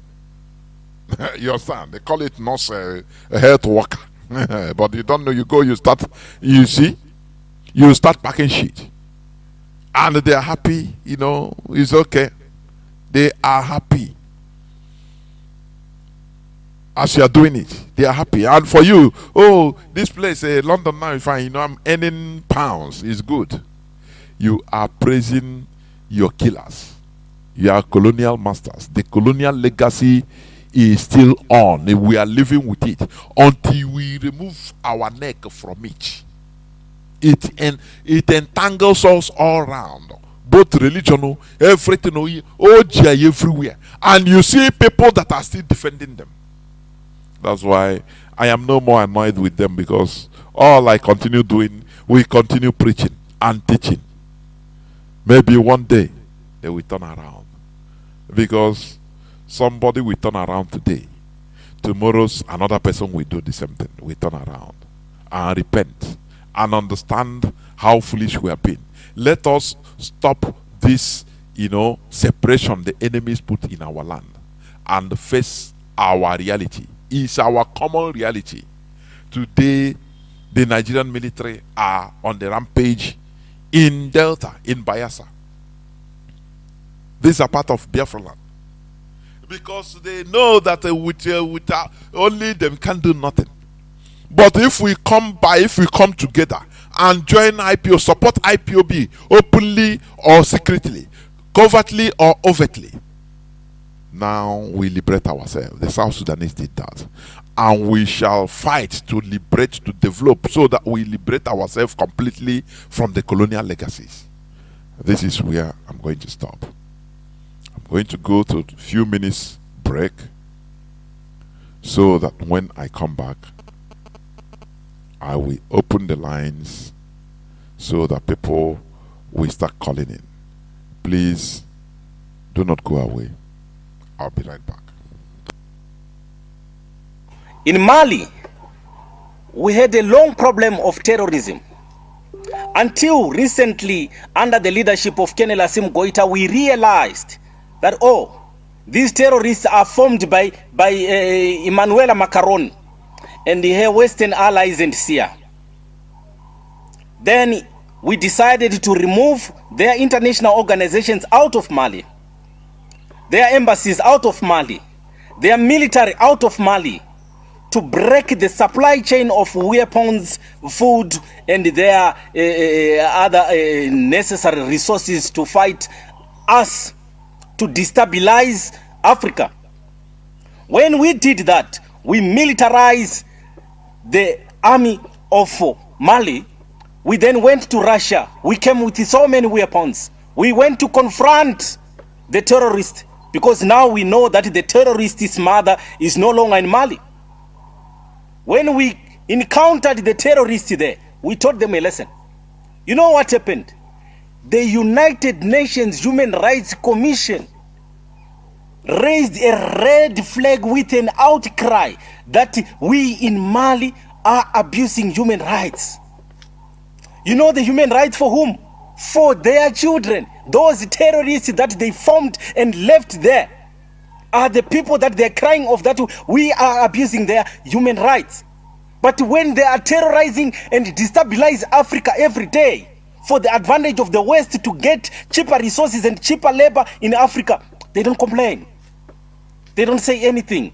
You not hear. Imagine a journalist from Europe. We are looking for terrorists, but a journalist from Europe can come with a camera and go and do a documentary inside a danger zone where there are terrorists. Where did he got the numbers of the terrorists? How does he or she have an access with the terrorists? Their non-governmental organizations are comfortable in the terrorist zone. What are they doing there? They are looking points and points and points and tagging where there are mineral resources and extract, using those terrorists to fund them with those money, destabilizing the people of Africa. Double standards. Imagine those terrorists, if they don't come in Africa armed, they will come as the journalists, as oppositional parties, as the advocates of human rights with their international organizations. If we arrest them on spying on us, you hear the outcry from their masters saying there is a human rights abuse in Africa. But they've kept Julian Assange for a long time after he has exposed them. And they even threatened to bomb ICC if ICC issues a warrant of arrest to any American citizen. Double standards. Welcome back. This is Radio Biafra House of Service, coming to you through Radio Biafra London. My name remains Mazi Jonathan Chinedu from Olo Province of Biafra Land. We are here live and direct, and today is the 18th day of March 2024. That's about Bochenko. Therefore, our lines are now open. Our direct line, as usual, is +1 213 328 6224. I repeat, +1 213 328 6224. Our WhatsApp and Signal line is +61 405 142 547. I repeat, +61 405 142 547. You can call us and give us your view on the issue treated. Do not ever think that we are going to stop. If we stop, we all perish. You understand? So we must continue what we are doing. Let me take the caller on direct line. Caller on direct line. Let me take you first. Please, caller on WhatsApp. Hold on, I'll come to you. Caller on direct line. Can you hear me? Welcome to the program. The whole world is hearing you. Please go on. Thank you very much, my big brother Mazi Jonathan. Okay, continue to empower you. Oyendu Mendebo continue to, guide and protect you. The DOS, the HODOS, Mazi. This is your brother will call me from my location at this moment. I know what I'm about to say now. People will say that why can't we discuss it inside? No. If you look at that tape, that guy you play now, I think we all hear it. The Ayakayala, the time, Aga may not hide something. I know. Ayakaribia. Mazi, you let you now, come quite anymore. What I want to I'm a Obunike and then I try in this struggle. I want to she push where to, wanted the, I want to she push where to government of Russia. I'm not trying to find how to say, I want to know when they're getting I want to know whatever, I got a lot, I get me. Ndadi hole ana ebuja one by one enwo time I have here let's take what did you hear on social media I baba ha na I need ha abu ana so people liberate themselves for months in Africa. The reason why South Africa did the board today of Israel and ICC because Ghana fight the apartheid Palestinian in Africa guy was did it I got this now. I don't know why they push way to government of Russia. See how look at what we want and let it happen. I will put it on a live charger. Martin, there were Mazi. There were every option is on the table for your information. We must continue. Caller on WhatsApp. Can you hear me? Welcome to the program. Caller on WhatsApp. Mazi Chuku.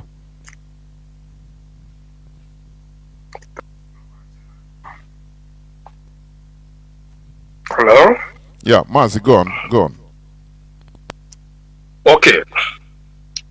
My name is Chuku Emmanuel. And I'm speaking from my location. Thank you once again, Mazi Jonathan, as always. I greet my leader, our leader, Mazi Kano, the man who set up this platform to expose so many evil that was hidden under the roof of heaven. I greet you once again. Yes, this evening, you play a clip from somebody from South Sudan. But before then, I want to use this opportunity to greet Chinasa Nworu on Saturday because I tried so much possible to speak that day, but my call was not picked. I greet Chike Doziem, I greet DOS for their stand on this journey. I was about to talk about somebody saying, or a group of people saying, they will not support this movement until our leader came out from the prison. And some of them said, trying to find out how much money is paying to DOS, which Chinasa Nworu explained very well. What am I trying to say here? That Igbo people, some people in Igbo land, when you think about them, you don't know what to do. But let's continue. These people, in their mind, they're thinking they are cheating the leadership. They don't know they are cheating themselves. Because if you are not ashamed of the way Igbo people are behaving by now, I don't know who you are. Because these people, some of them are just devil in human being. They don't think. Somebody said that some of these people supposed to tie their hand at the back, their leg, and throw them from 5-story building so that they will pieces because they are not human beings. If somebody up to today can come up to stand on this gap that people have been suffering as Igbo man, all the whole thing that was happening Igbo people from 1945, and still you people cannot learn. Our leader opened this radio and opened so many secrets which you cannot get that opportunity anywhere in the world from Africa. And some people who supposed to say, I will help, now I'm alive. Because this life is soldier go, soldier come. Sometimes last time I talked about Azikiwe. Azikiwe made a mistake, yes.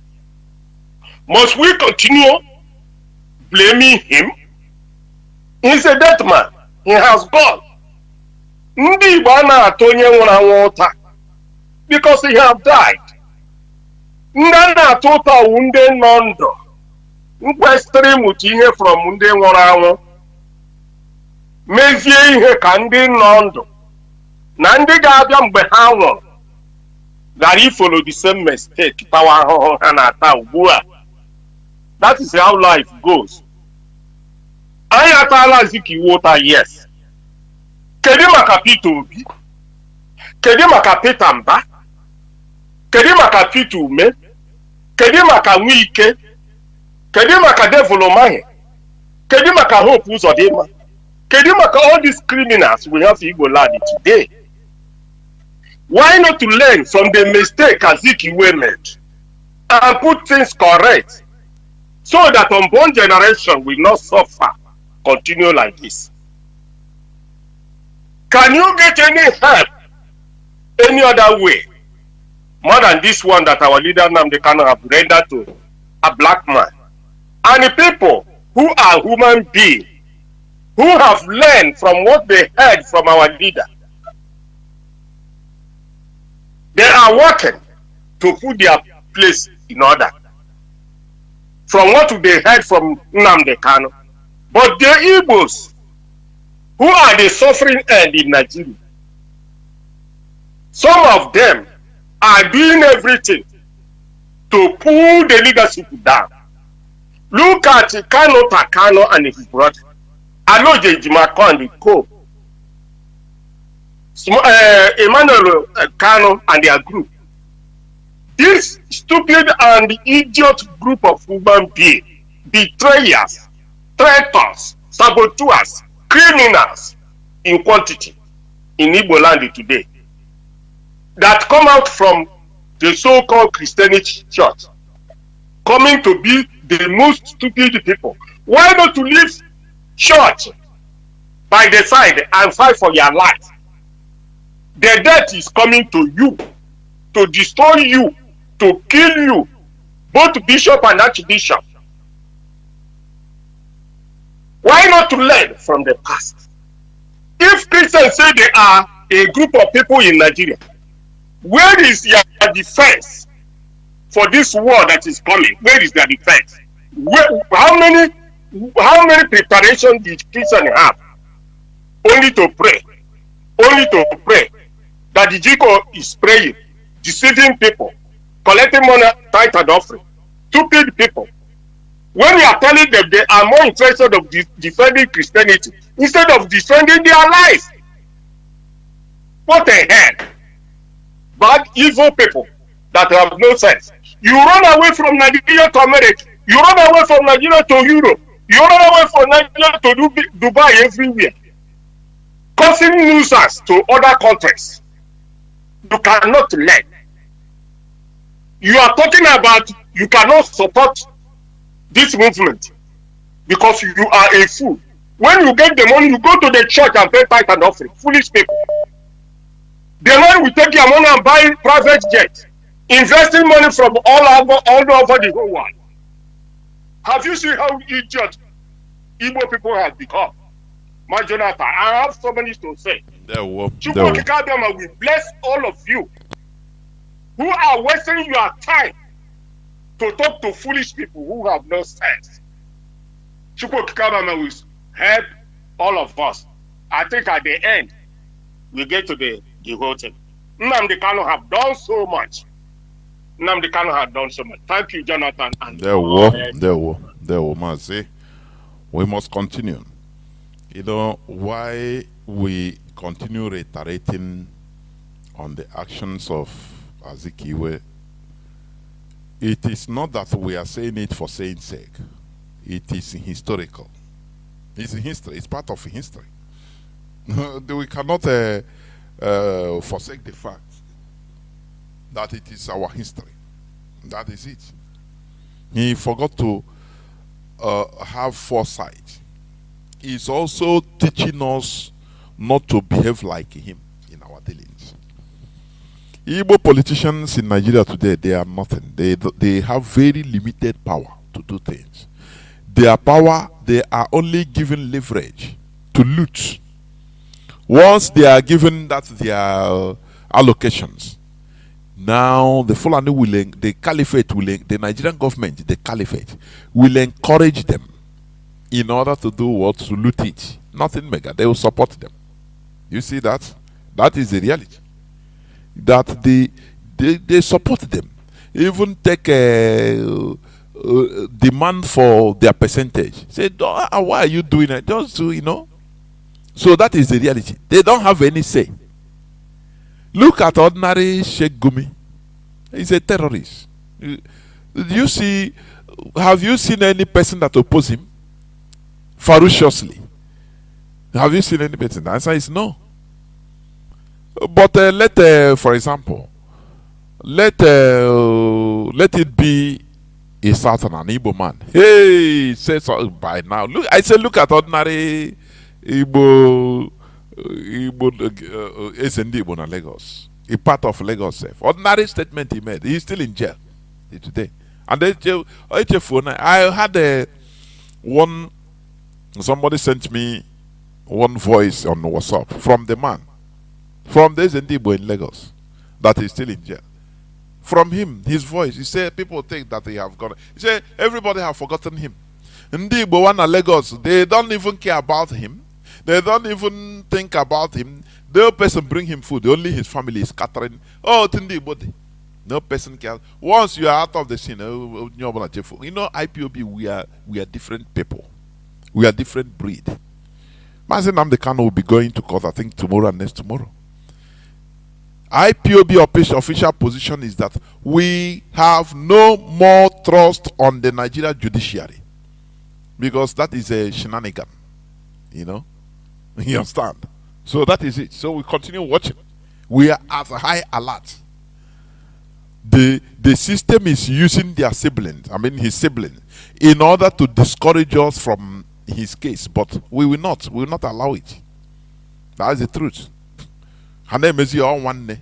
So Mazi Nnamdi Kanu, I don't know, put on a Radio Biafra now, say, hey, oh, money, no, one name, he one name. Who will join him? Do you see how stupid they are?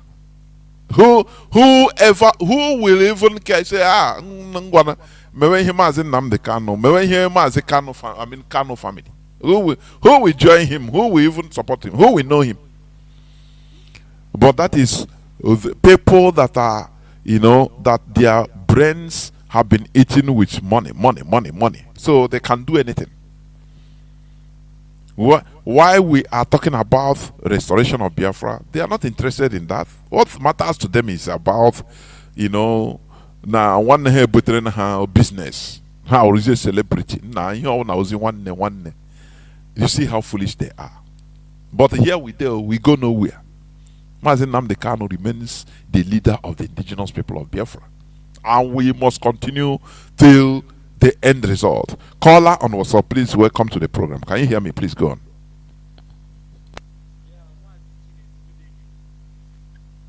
And the good evening, all Biafrans and the lovers of the freedom. My name is Chukwudi. I'm calling from Edley Room.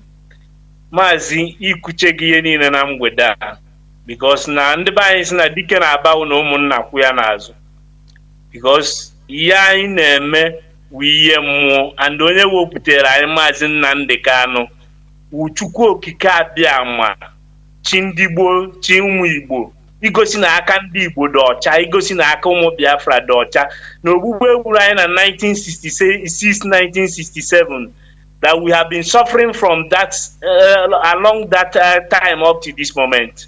So what I want to contribute based on the clip you played this evening and what have happened to other people that is also happening to us at this present time is that our people should wake up. Last time you could maka na divide ndị Igbo na divide Igbo na Ijo Igbo na Ijo Igbo na Kogi Igbo na nka Igbo na nka ọzọ.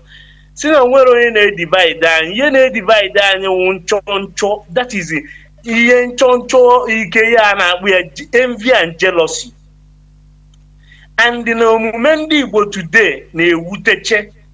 And na so Chukwu ma ihe o ji wepụta Nnamdi Kanu ya ka Nnamdi Kanu ji na-agwa ndị Igbo okwu si ewepụ na owu otu Chukwu si wepụta ya and na ihe agwara ya na ọ na o mehi ya ọ take time ọ pụọ ara nke o wee bịa zọpụta ndị Igbo ị ga na-agwa onye Igbo tata si anya nya na ihe na-eme na be anyị even omume ndị Igbo today na-ajụzikwe because ndị be anyị si na enwere Igbo and ezigbote onye Igbo today ọ na-akpụgodo n'ime bedroom ya fie ndị be anyị na-agabiga he will be sharing blood in his heart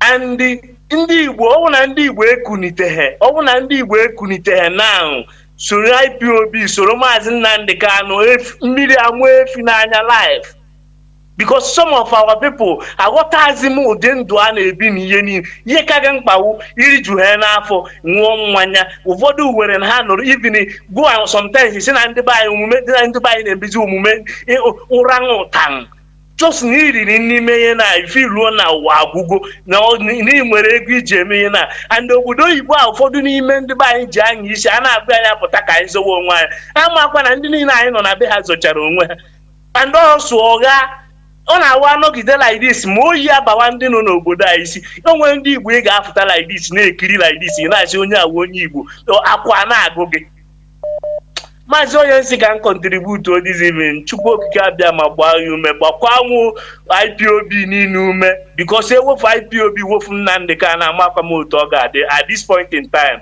and Chukwu gbakwa our DOS ume ndị akpọrọ oku ha aza ji ezi okwukwe na ezi obi wee bịa onwere like you said we are marching to the end result Thank you. God bless you and God bless Biafra. Thank you. Mazi Udodrege, thank you very much. Caller on signal. Can you hear me? Welcome to the program. Caller on signal. Caller on signal. Can you hear me? Yes, Professor Jonas. Good evening and good evening, every Biafran and lover of freedom. My name remains Mazi Celestine Oba, and I am calling from the coastal region of Biafra, Kwebon precisely.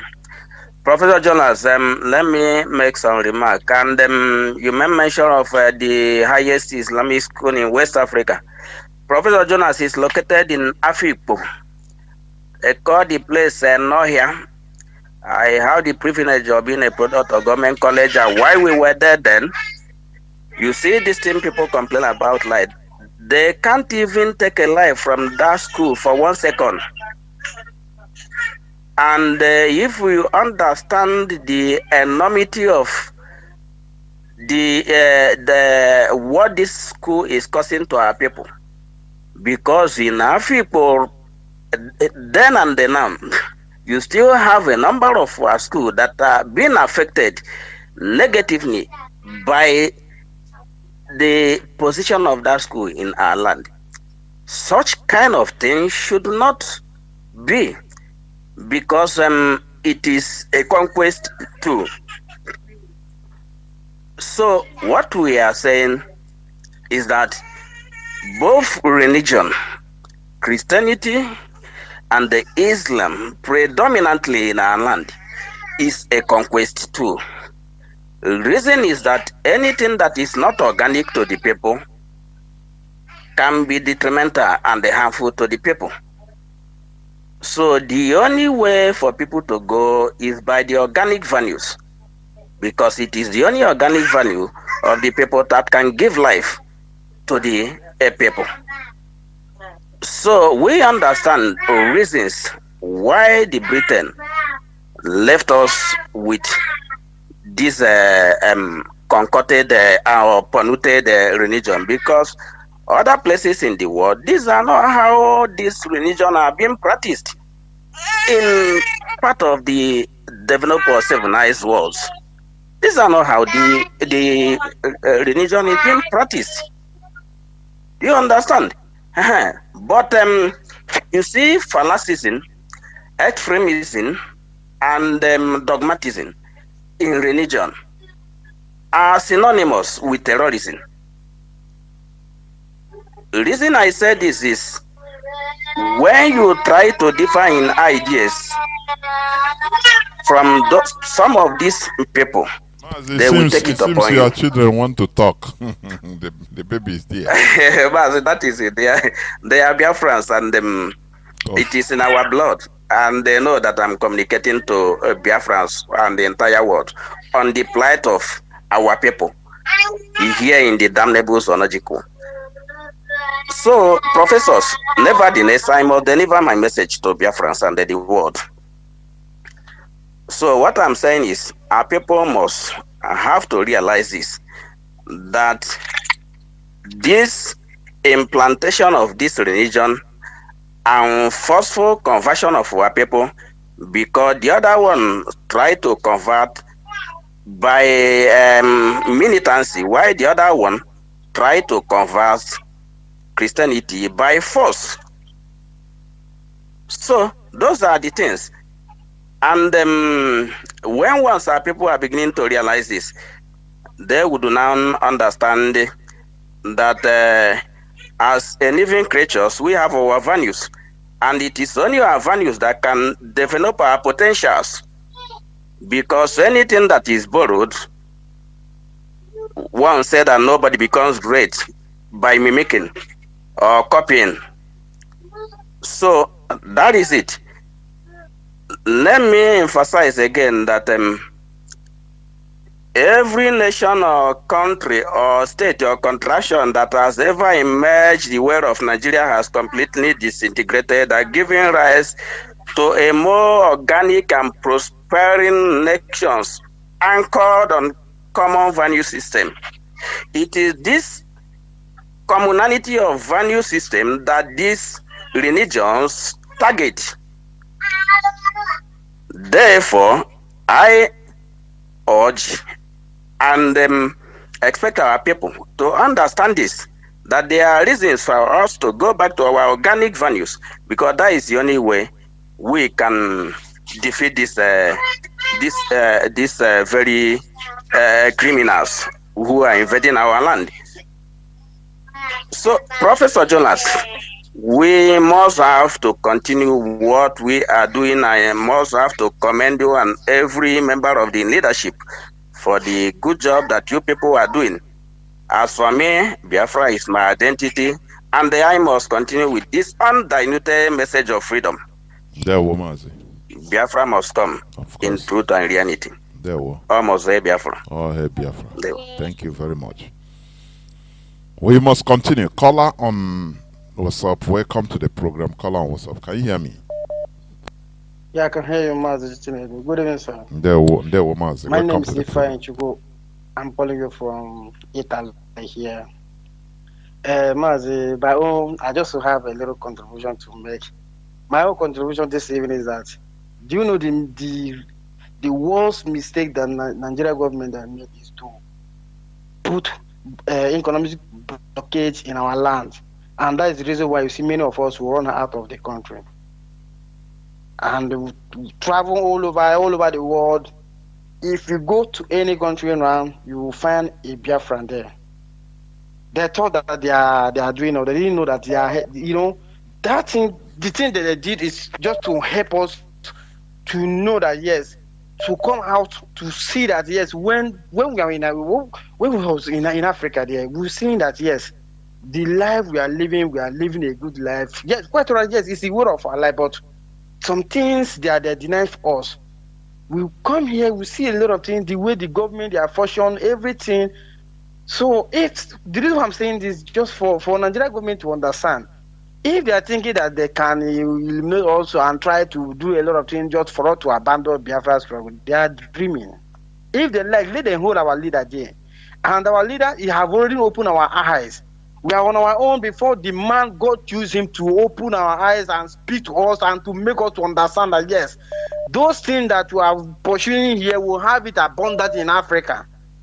Now, they are trying to just to hold him, anything they are doing, IPOB this, IPOB that, Mazi, we are going nowhere. This is a Biafra struggle. God, I thank God Almighty, they are trying to stop to try to make the world to see us as a criminal, but God Almighty make our leader everywhere, even in any city, in any community where we are now, we are registered. Then they recognize us as people who are fighting for their right, which they know that this right thing to do. It's not by force to stay with somebody. Even in marriage, if you don't want to stay with, if you don't want to marry, the both of us, you can go to the commune. That is a local government. If this court marriage, you divorce and everybody go his own way. So, Mazi, what I'm trying to say, let Nigeria government do the right thing and give us referendum. Because, Mazi, I can't stay here. I can't sit here, even in my place where I am here in Italy here. They are treating me like their own citizen. If for the government, I know that individual that can be doing things that I will not like, but in the government, they know what is law. They know what the law that bind for even the foreigners and their own citizen here. Anything that I want, I can go there and make request for it. If I go to the right channel, they will do everything for me. But in Africa, you can't see anything there. Even Mazoki, let me just say like now. Do you know that here in Europe here, when you rent the apartment, it's compulsory that you have a running water and gas, everything. But in Africa, not Africa country that have that. They are not enjoying what they have even in their own land. So do you think that tomorrow when I have my children, then I will be going back to Africa and living like a people that that kind of life is not what we want. That's why we are here to try to bring a good life back home. We have learned a lot. We are not only here for money. But there's some of our brothers, we see a lot of them here. I'm a hustler, but all the money that you are hustling, you go back to your country. You can't go. You can you go there and stay 1 month and run and come and run out of the country. So is this the kind of life we continue to be living? Mazi, and another thing, concerning this religion issue, I know. Mazi, have you ever seen a white man where a white man will take a photo of a black man, or even a white woman go to a white man house? You will never see a black man photo in her house, or pray for white man to help, black man to help her or him. This the reason why you see some of us here, maybe sometimes the behavior of white people is because they knew that yes, even the name even our name is their name. We don't know the meaning of the name we are bearing, even the baptism name that they are giving to us. We don't know. Mazi, thank you so much. Chukwu gozie gị. Ndewo. Thank you so much. Ndewo. You know, like our brother said, you know, Rosalind, the issue why we are doing what we are doing is for our collective benefit. You know, I've been saying this. You are not rich until all of us are rich. I don't know whether you understand. You are not comfortable until most of us are comfortable. All of us. That is the system. It makes it comfortable for all of us. That's why it doesn't matter you are wealthy, you are in diaspora, you go back, you stay highest 1 month, 2 months, or 3 months, 4 months, you finish, you in hour. Because the system there is not good for you. No security. Look at people that are billionaires in Igbo land. Emeka for them, so-called billionaires. Are they really billionaires? No, they are poor. Because when you are in the midst of hungry lions, jackals, you round yourself up with a security. Is that life? With 200 policemen and women and military. Is that life? You are not free. Is that life? And you say you are rich. You are not rich until the condition is suitable, made suitable for everybody. That is what we are fighting for. It is not that we are doing it because each and every one of us, we are hungry. No. Many of us, we are not hungry. But we want that collective goodness, that conducive environment we want to create so that, you know, we are not like this, using this mentality of religion, whereby you use your brother's misfortune in order to give testimony.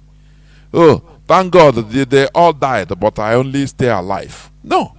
We want all of us to be alive. We want all of us to enjoy things in a communal manner. That is it. That is why we are doing what we are doing. Let me go to the caller on direct line. Please, callers on WhatsApp and Signal. Hold on. Caller on direct line. Can you hear me? Welcome to the program. Yes, Mazi Jonathan. Good evening, sir. Ndewo, Mazi. Ndewo. Yeah, Dalungwa Chineke. I thank you so much for this program. I quietly listened to our brothers, previous speakers. One of them prompted me to call. And onye na-ekwu na blame Zikiwe too much, that we should not be talking about Azikiwe. And you rightly answered him correctly. My brother, Ihabu history is just for us to learn from his mistakes and avoid similar mistakes. Mazi Jonathan, if I go back to your previous the trail of your discussion, Ihai Binime was a selfish world. I was happy, very happy, when he the scenario in Niger, Emanande America, Obodaim Binabeha, had it happen at Achufugon, France. He have a selfish world, handling an actual uranium. Of course. You know, they were happy now Achufugo their competitor. Mana, those guys had more grounded in politics than our people, had more tactical in behavior than our people. Far more now. So, far more. Had the style of chop on the France, a batching kitty gradually a chop on the US. Now, Mazi Jonathan, the reason why I'm happy because of that thing, okay, man, expunging Americans from that place. It man all got solve a lot. All got solve 90% of terrorism na Sahel because that place I know where drone and monitor everybody, both in Nigeria, Cameroon, Niger, Burkina Faso, Ghana. They are causing more harm than good. Mana, kita choproha. I think I listened that into from your profile. They will cut off the logistics supply and everything from the source. So I'm so happy for that guy. Now, coming back to our people, I don't want us to keep crying and lamenting because Mazi Nnamdi started Radio Biafra since 2012, and it took him more than 10 years to wake so many of us up. And if you open a watch, the progress of the reawakening, you will see that many are waking up. Even now, the Radio Biafra preaching has gone far enough to poke or to trigger agitation among Christendom that some pastors are fighting their fellow pastors. Of course. So here na Chikubo. Now here I every day.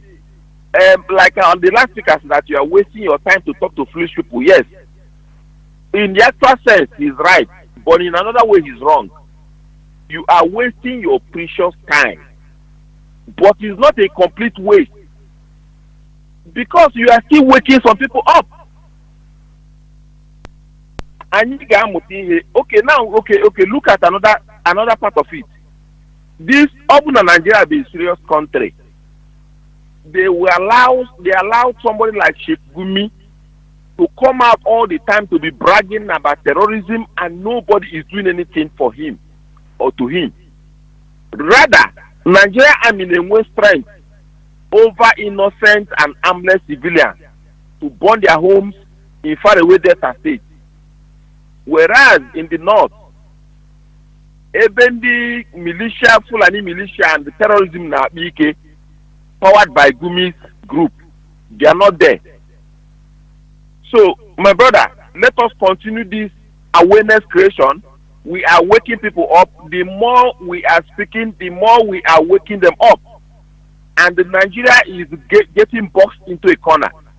Only the time the masses on their own will revolt. We stand up and fight this injustice in this system. Mazi, I want to leave it here. Thank you so much, my brother. There were. Mazi, thank you very much. Caller on, let me see. Caller on Signal, you are here first before the WhatsApp. Mazi, let me please, I think. Welcome to the program. Can you hear me? There were. Yeah, thank you. Thank you very much, Mazi. Good evening, yeah. There were, Mazi. This is Amy. It's kind of a meeting. Mazi, I'm curious basically from Mazi Chinedu to start with the letting to those who should contribute. Simba Mbonyen do Buta. I be the my brother. So let me tell you, I want to be honest with you. If indeed this struggle, when they put you totally, wake her up. Obey only on preaching or talking to that person. Our people are totally and completely born politically ignorant. They buy what are the politics, what are the meaning. They don't understand what it means. And then when majority of them, the what politicians fears all over the world is the uprising of the people. Ellen did an uprising or to a matter of honor. Kedani Pratas, Kobo, Jew or Keka, Kobo, or how I got no uprising. In the game of uprising, The local people who get an uprising march to the street. But unfortunately, in their whole the local people who get an uprising, they completely and totally ignorant of what we are talking about. It annoys me every day for also. In the land, onye sila woni.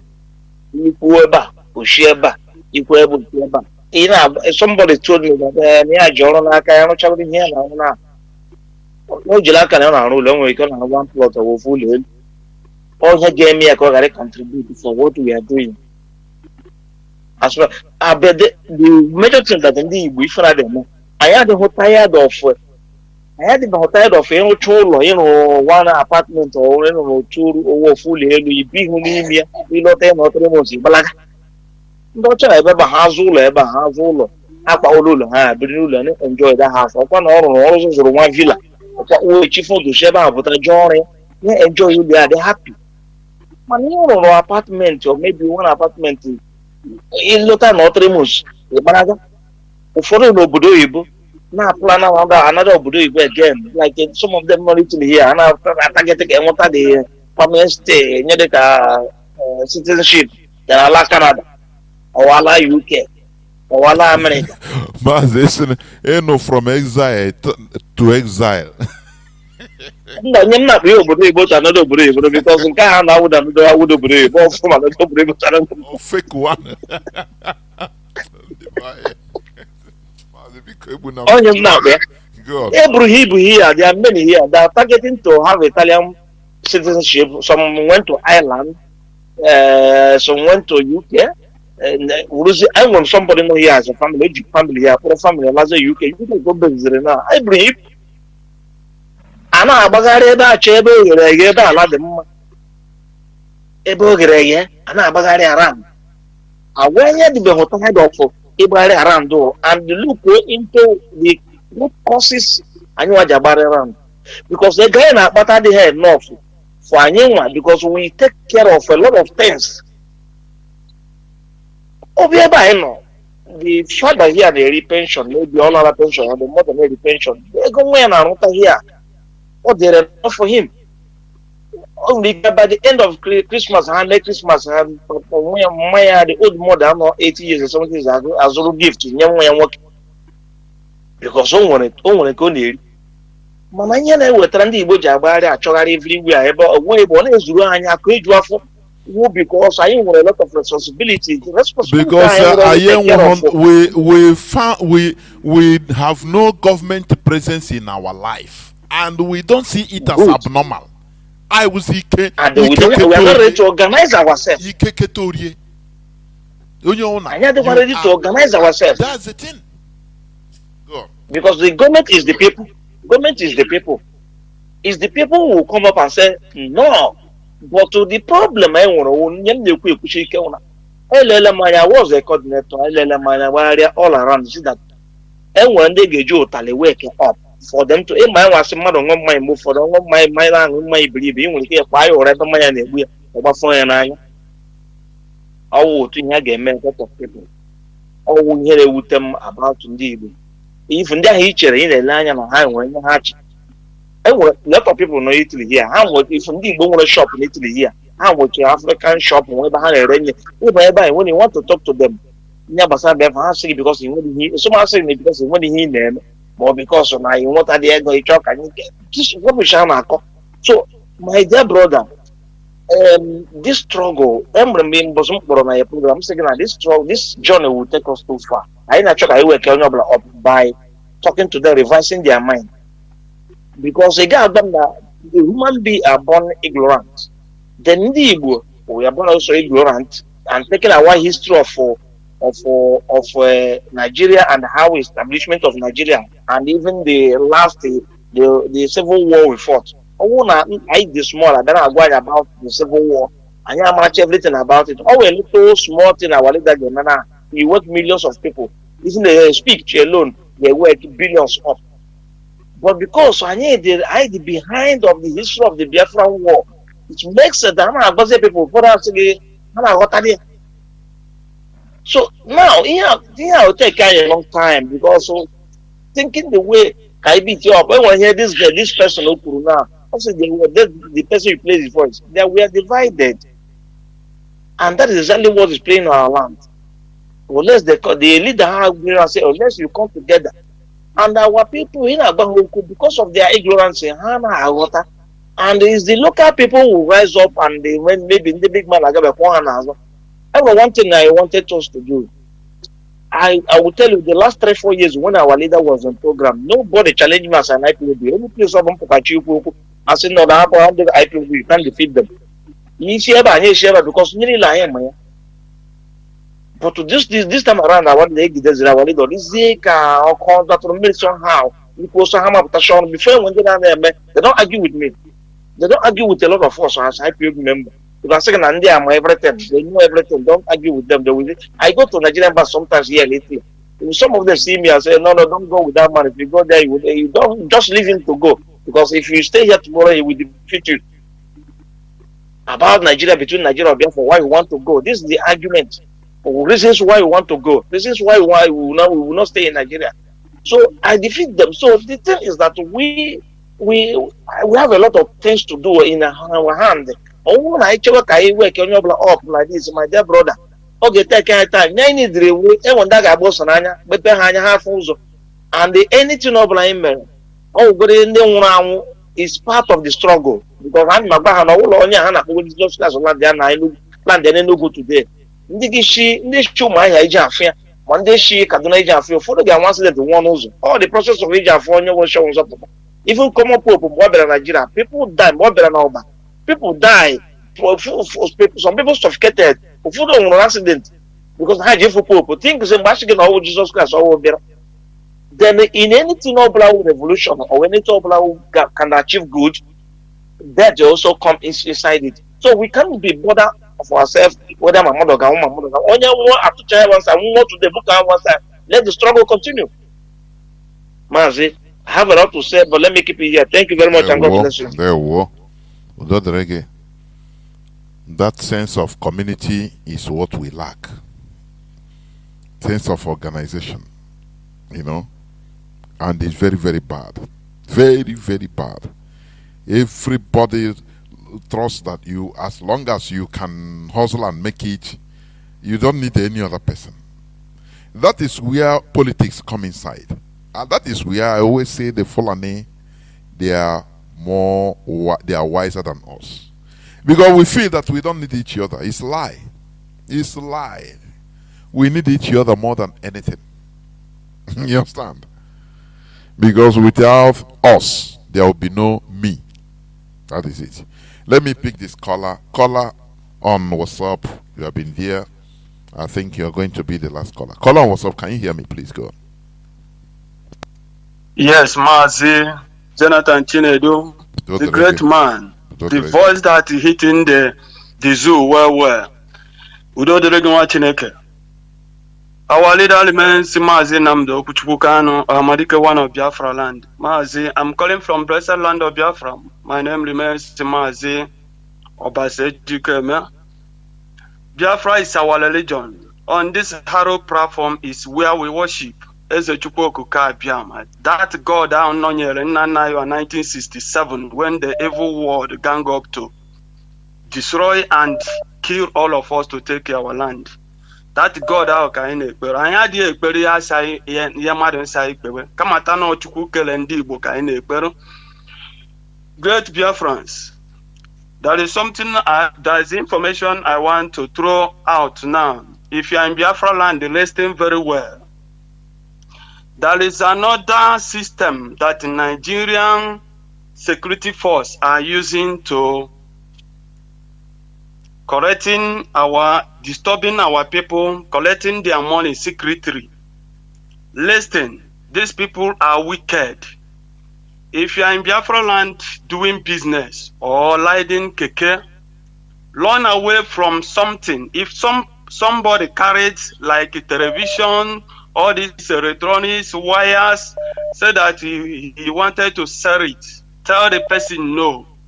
Unless the person you know and the person is with receipt, you can look at that person somehow. Because Nigerian security, especially Ebubago,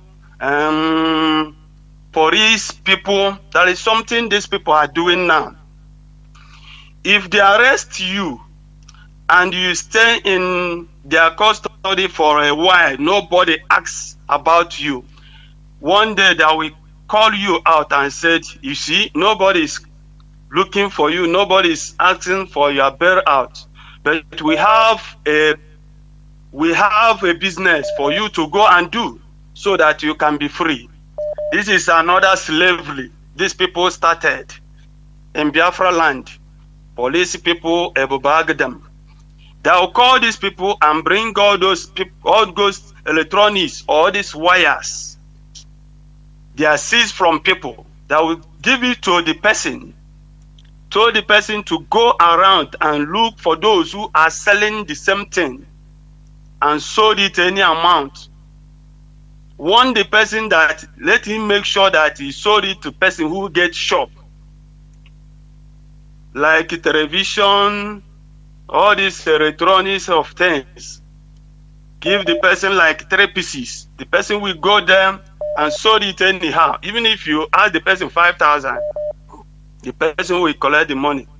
After, for a while, you see healers with the guy with the handcuff, will now point you in your own shop. That will just bring you out. And the video you handcuff you immediately, beat you in the front of everybody, and put you inside their own healers and run around the state and go and lock you up, starting calling 120, 150, 250, 350. So my brothers, these people are coming another dimension. So all the Biafrans should be wake up. Stay away from all those people. Hunger is around all our land. All these people know they are wanted to destroy us by all means. This Janjaweeds and our own brothers too, because that is one guy. We have witnessed all those things until we now starting asking questions. Until we catch one of them, ask the person who sent you to go and do all those things. He now leaked the secret, told us that CCC, what happened, and is going on every day. And we starting learning around, checking peoples. They already messed people up in Biafra land. So great Biafrans, make sure you are listening to Radio Biafra. These people are wicked. Mazi, coming to what we are saying, our people should wake up. Nobody will save us from these people. Nobody. Nobody will leave his own country and come and save you here.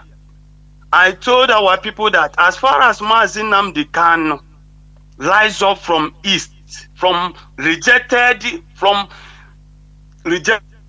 people, rejected tribe on this planet Earth, that we are going to get Biafra. And all of us, not even individual. Forget about evil politicians, all these religious leaders who are talking lobbies all over the place. Listen to Radio Biafra and learn something. Wake up. Stay. Don't say it. No. We are ready. No matter whatever these people are doing, we are ready for them. Whether you wake up today or you wake up tomorrow, sure. That's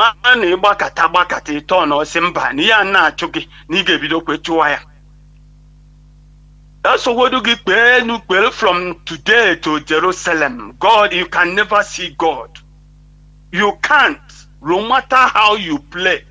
You know now, we have done this years, every day, night, midnight prayer, reading psalm, different types.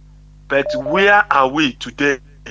For those who shouting, Obi is coming to do something good for Janjaweeds country. We have played now, everybody have seen it. Did the prayer change anything in Nigeria? The answer is no. Only thing is that man can challenge man, not God. You can pray, you can do whatever you want. But remember, our HOD said, Woten Ojibo, Jen Woten Ojibo, we are Dibo, anyị na ọfọ ka anyị na-agụ anyị adịghị ekpe ekpere wawa na ọjị every market day n'isi ụmụ Igbo n'isi Mazi Nnamdi Kanu anyị ga-worry that evil ahụ that make us not to rising up. Anyị ga-worry n'ọfọ anyị ga-make sure that we rise up and say enough is enough. Ekpere have destroyed us. Believing us, believing this, believing that can never save us. So great Biafrans, remember our quest is to restore our dignity, to restore our nation called Biafra. We are not dragging any tribe, their own country, their own tribe. What we are trying to do is to make sure that we live like a normal human beings. Thank you, Mazi, for your good work. Remember, support ESN. Our leader must be free. Thank you very much for your good work. May Elohim bless you. I think I have a caller that have been calling, which I wanted to take, but unfortunately, it's not him calling again. Telling you, somebody have been calling. I want to pick his call. This should be the last call, but I wanted to take this brother. Let me see. Caller on WhatsApp, Mazi, please make it just maximum 2 minutes, please. You're the last caller, please. Go on. Okay, Mazi, the last release. There. Yeah. I just want to say that religion is the weapon of destruction to our people. They use this religion to calm our people, bring them down to their knees, where many cannot stand on their right to fight something that belongs to them. People forget that the one you are seeing is the best than the one that they are promising you. The thing that you have never seen, you are imagining how to get those things. Many families today are not in peace because of religion. This generation of Nyanwodo, I used to call them generation of Nyanwodo, generation of Iwanyanwu, they are all cowards. Those that are still in IPOB, real, still in IPOB under DOS. They are those that are the generation of Nnamdi Kanu. And I believe anyone that are that in generation now will stand. He will get our nation. We listen to what you played about in Southern Sudan. Our leader has used it for a lecture. And all those things are sinking into our ears. The one that happened in our present Ukraine and Russia. No other people that go to Ukraine to fight for them. Ukraine people from all over the world, they go back to defend their people. That is what we are expecting the Biafrans to do. No people will come and fight for us. It's only us we fight for ourselves and liberate ourselves. Mazi, I will stop here because of your time. May Okike bless you. Thank you, sir. And you too. Biafrans and lovers of freedom, this is where I will switch off the phones, please. Tomorrow is another day. Some people are calling, but I will not be able to pick the calls. What we are doing is historic. For your information, that is why if you are genuinely part of this movement, count yourself lucky. That's why I say, call yourself a saint. That is what you are. What we are doing, please, I want us to remove sentiment. Let us face the reality that is facing us. That is simple. We face the reality that is facing us. No sentiment. Because we have seen what sentiment have been doing us. We use sentiment in order to miss the target. That's why we must continue facing the reality, please. No person can do this for us. No person loves us more than we love ourselves. That is the reality that is facing us. The Southern Sudanese, I didn't finish playing the clip, and I will do it another day. They turned around and faced their reality and took the bull by the horn. It consumed, if not even more than half of their population. But they get what they wanted. They suffered many things that we are suffering today, even some more than us. When a tribe is prohibited from marrying another tribe in their land, the brothers and sisters, don't you see that it's worse? You see that? So, we must continue despite, let me tell you, you see Nigerian judiciary, there is nothing we have to expect from the Nigerian judiciary. I am telling you authoritatively. Because Mazi Nnamdi Kanu's case is a special case. It's a high profile political case. It is not something that they give bail, this and that. If they do it, even if they do it, do you see the other time, 2017, very high stringent bail, very high stringent conditions. Are you hearing me? It is our actions that will push Nigeria into negotiation and nothing more. If we believe that, think that it is business as usual, go cut and they believe it, do after they will just release Mazi Nnamdi Kanu. Release Mazi. That's what some people think that want us to be doing on Radio Biafra. Anytime we come, we start singing it. Release Mazi Nnamdi Kanu. Look at Ikbere Kele Maria. Release Mazi Nnamdi Kanu. Release Mazi Nnamdi Kanu. We must show resilience. Right from time I've been saying this. If they thought that removing our leader will make us jump ship and go. Abandon the movement. What they are targeting is IPOB. Because that is their fear. Because IPOB is the backbone of Mazi Nnamdi Kanu. That's why they hold him, nothing more. They thought that once they hold Mazi Nnamdi Kanu, they thought it's Igbo thing. Because they believe that we don't have a strong psyche. We don't have we have very soft mindset. Not mentally tough. That once Mazi Nnamdi Kanu is there,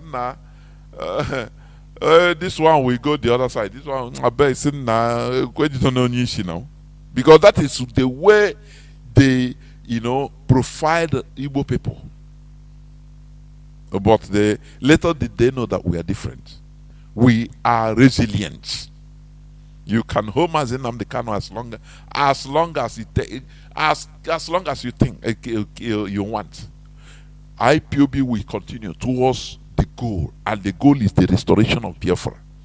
And it is that what we make our enemy, the caliphate, to negotiate with Mazi Nnamdi Kanu, what we are doing, and nothing more. Not lamentation. Let us relieve ourselves from this lamentation. Because church mego aya uruzi ndi obakwa. I won't do bakwa. Lament us. I now lament all the time. We are we. Let us do this thing once and for all. Instead of making it happen. You will see, before you know it, others will get what they are looking for. The people that have taken the bull. I have to say, another 50 years, and they also be that generation. Say the international community is saying, nah, these people, they are jokers. They are jokes. They are jokes. So, it's better we do this thing once and for all. Let us have this spirit of community as we used to be. That is going back to our roots. Let us stop this selfishness. Once you get your 1-story building, 2-story, you say you wow, gonna any other thing, now you know one problem. No, Biafra one. That is very, very selfish attitude. Highly selfish. It doesn't make you a human being. That is why the Fulani there, because they are community. They are moving as a race, as a people. You know, when you move like a bunch, you know, you sweep away anything you see on the road, like a broom. But your broom, you sweep, but remove one broom, remove one stick out of that broom. Check whether it can sweep. Nothing. It will break. But as a bunch, anything you see on the road, you sweep it off. That is how we should be. So don't think that your private comfort is enough. No, you are not comfortable until we are comfortable. We as a people. Are you hearing me? I could remember the example somebody called here one time and talked about, he said whether one of his uncles that is rich, he built a house, put to light, you know, where there is no with generator, everything. In the midst of people that cannot even fuel their pass my neighbor. Everybody is knocking every time to charge his phone in his house. And if you don't open, they target you. They say, "Nah, this man they wicked. Yeah, they plan for you because they are more populous than you. They are more in population. That is why you are not comfortable until we become comfortable. That is what we should understand. So the man, as he said, the man just carry wire, put this thing outside his gate, put plugs so that people will not. You see, he tried to make the people comfortable as he could, so that he himself will rest. You see it. That is what we want. We are doing so. What we are fighting, not that we are doing this because we are hungry individually. No. But we want our collectivity, our collective goodness. That is the only thing. So that we stop being, caricature to others. We stop being subjects to others. That we can be able to hold our political elites accountable. Because in Nigeria they are nothing. They don't look at in the Senate. They go there to represent themselves. If you talk too much, they suspend you and you lose. You know what you are losing. So who are you going to defend? What are the politicians talking about the killing going on in Delta and in Biafra? The Nigerian military killing. Do they have mouths? We shall do investigation. Investigate the same people that are slaughtering is them that will do the investigation. Don't you see how stupid and foolish people are? The army that is slaughtering everybody, now they will do investigation and convict themselves. Is that what you think? This is where I'm going to end it, please. Biafra remains our religion, it remains who we are, it remains our identity. We have no other religion except Biafra. And that is it. We drink it, we eat it, we sleep it, and we remain consistent and resilient until we get what we want. South Sudan did it. And today, they are proud of their country. Thank you for listening. From me, Mazi Jonathan Chinedu, from here, it is simply good evening.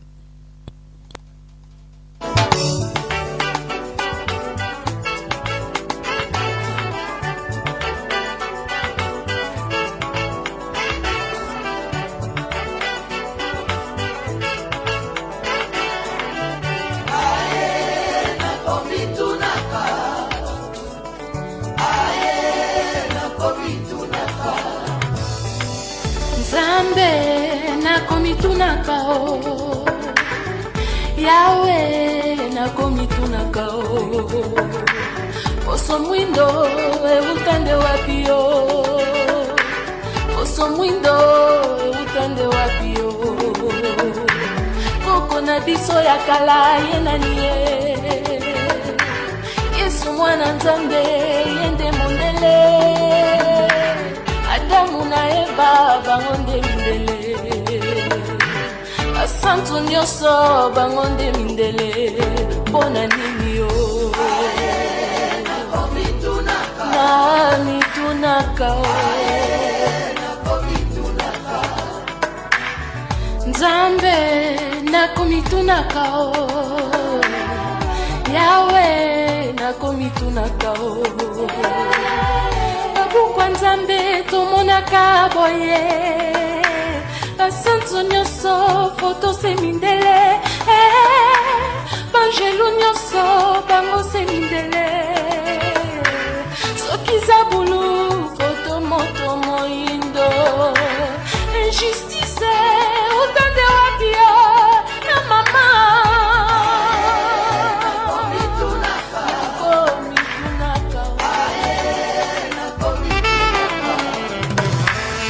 Nzambe o na komitunaka Poso mwindo utande wapio Moto mwindo utande wapio Banoko bakanga biso mayele boye Bike kwa bakoko bango baboyaka Kisya bakoko bango bandimaka te Kasi nanda kwa Nzambe biso tomonaka Tokosambela chapele na maboko Tokosambela bikeko bitondi ndako Kasi bikeko yango semindele Pona nini Nzambe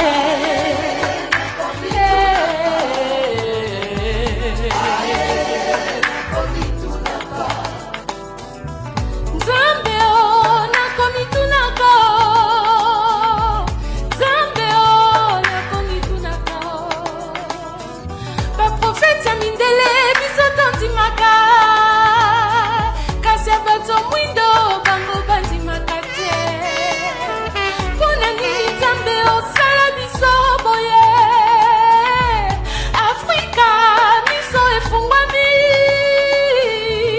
Afrika tozanga nsima te amama nakomitunaka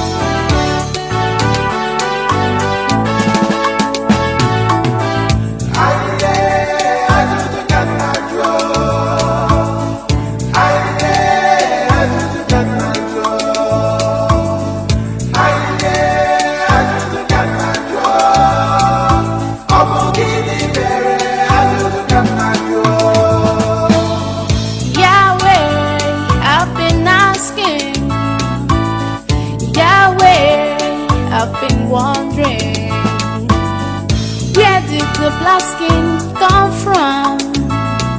If Adam the first man is a white man, if Jesus the Son of God is a white man, Angel Gabriel and Michael are white men, all the saints in heaven are white men. Kediye mere omenala nijala anamajuo.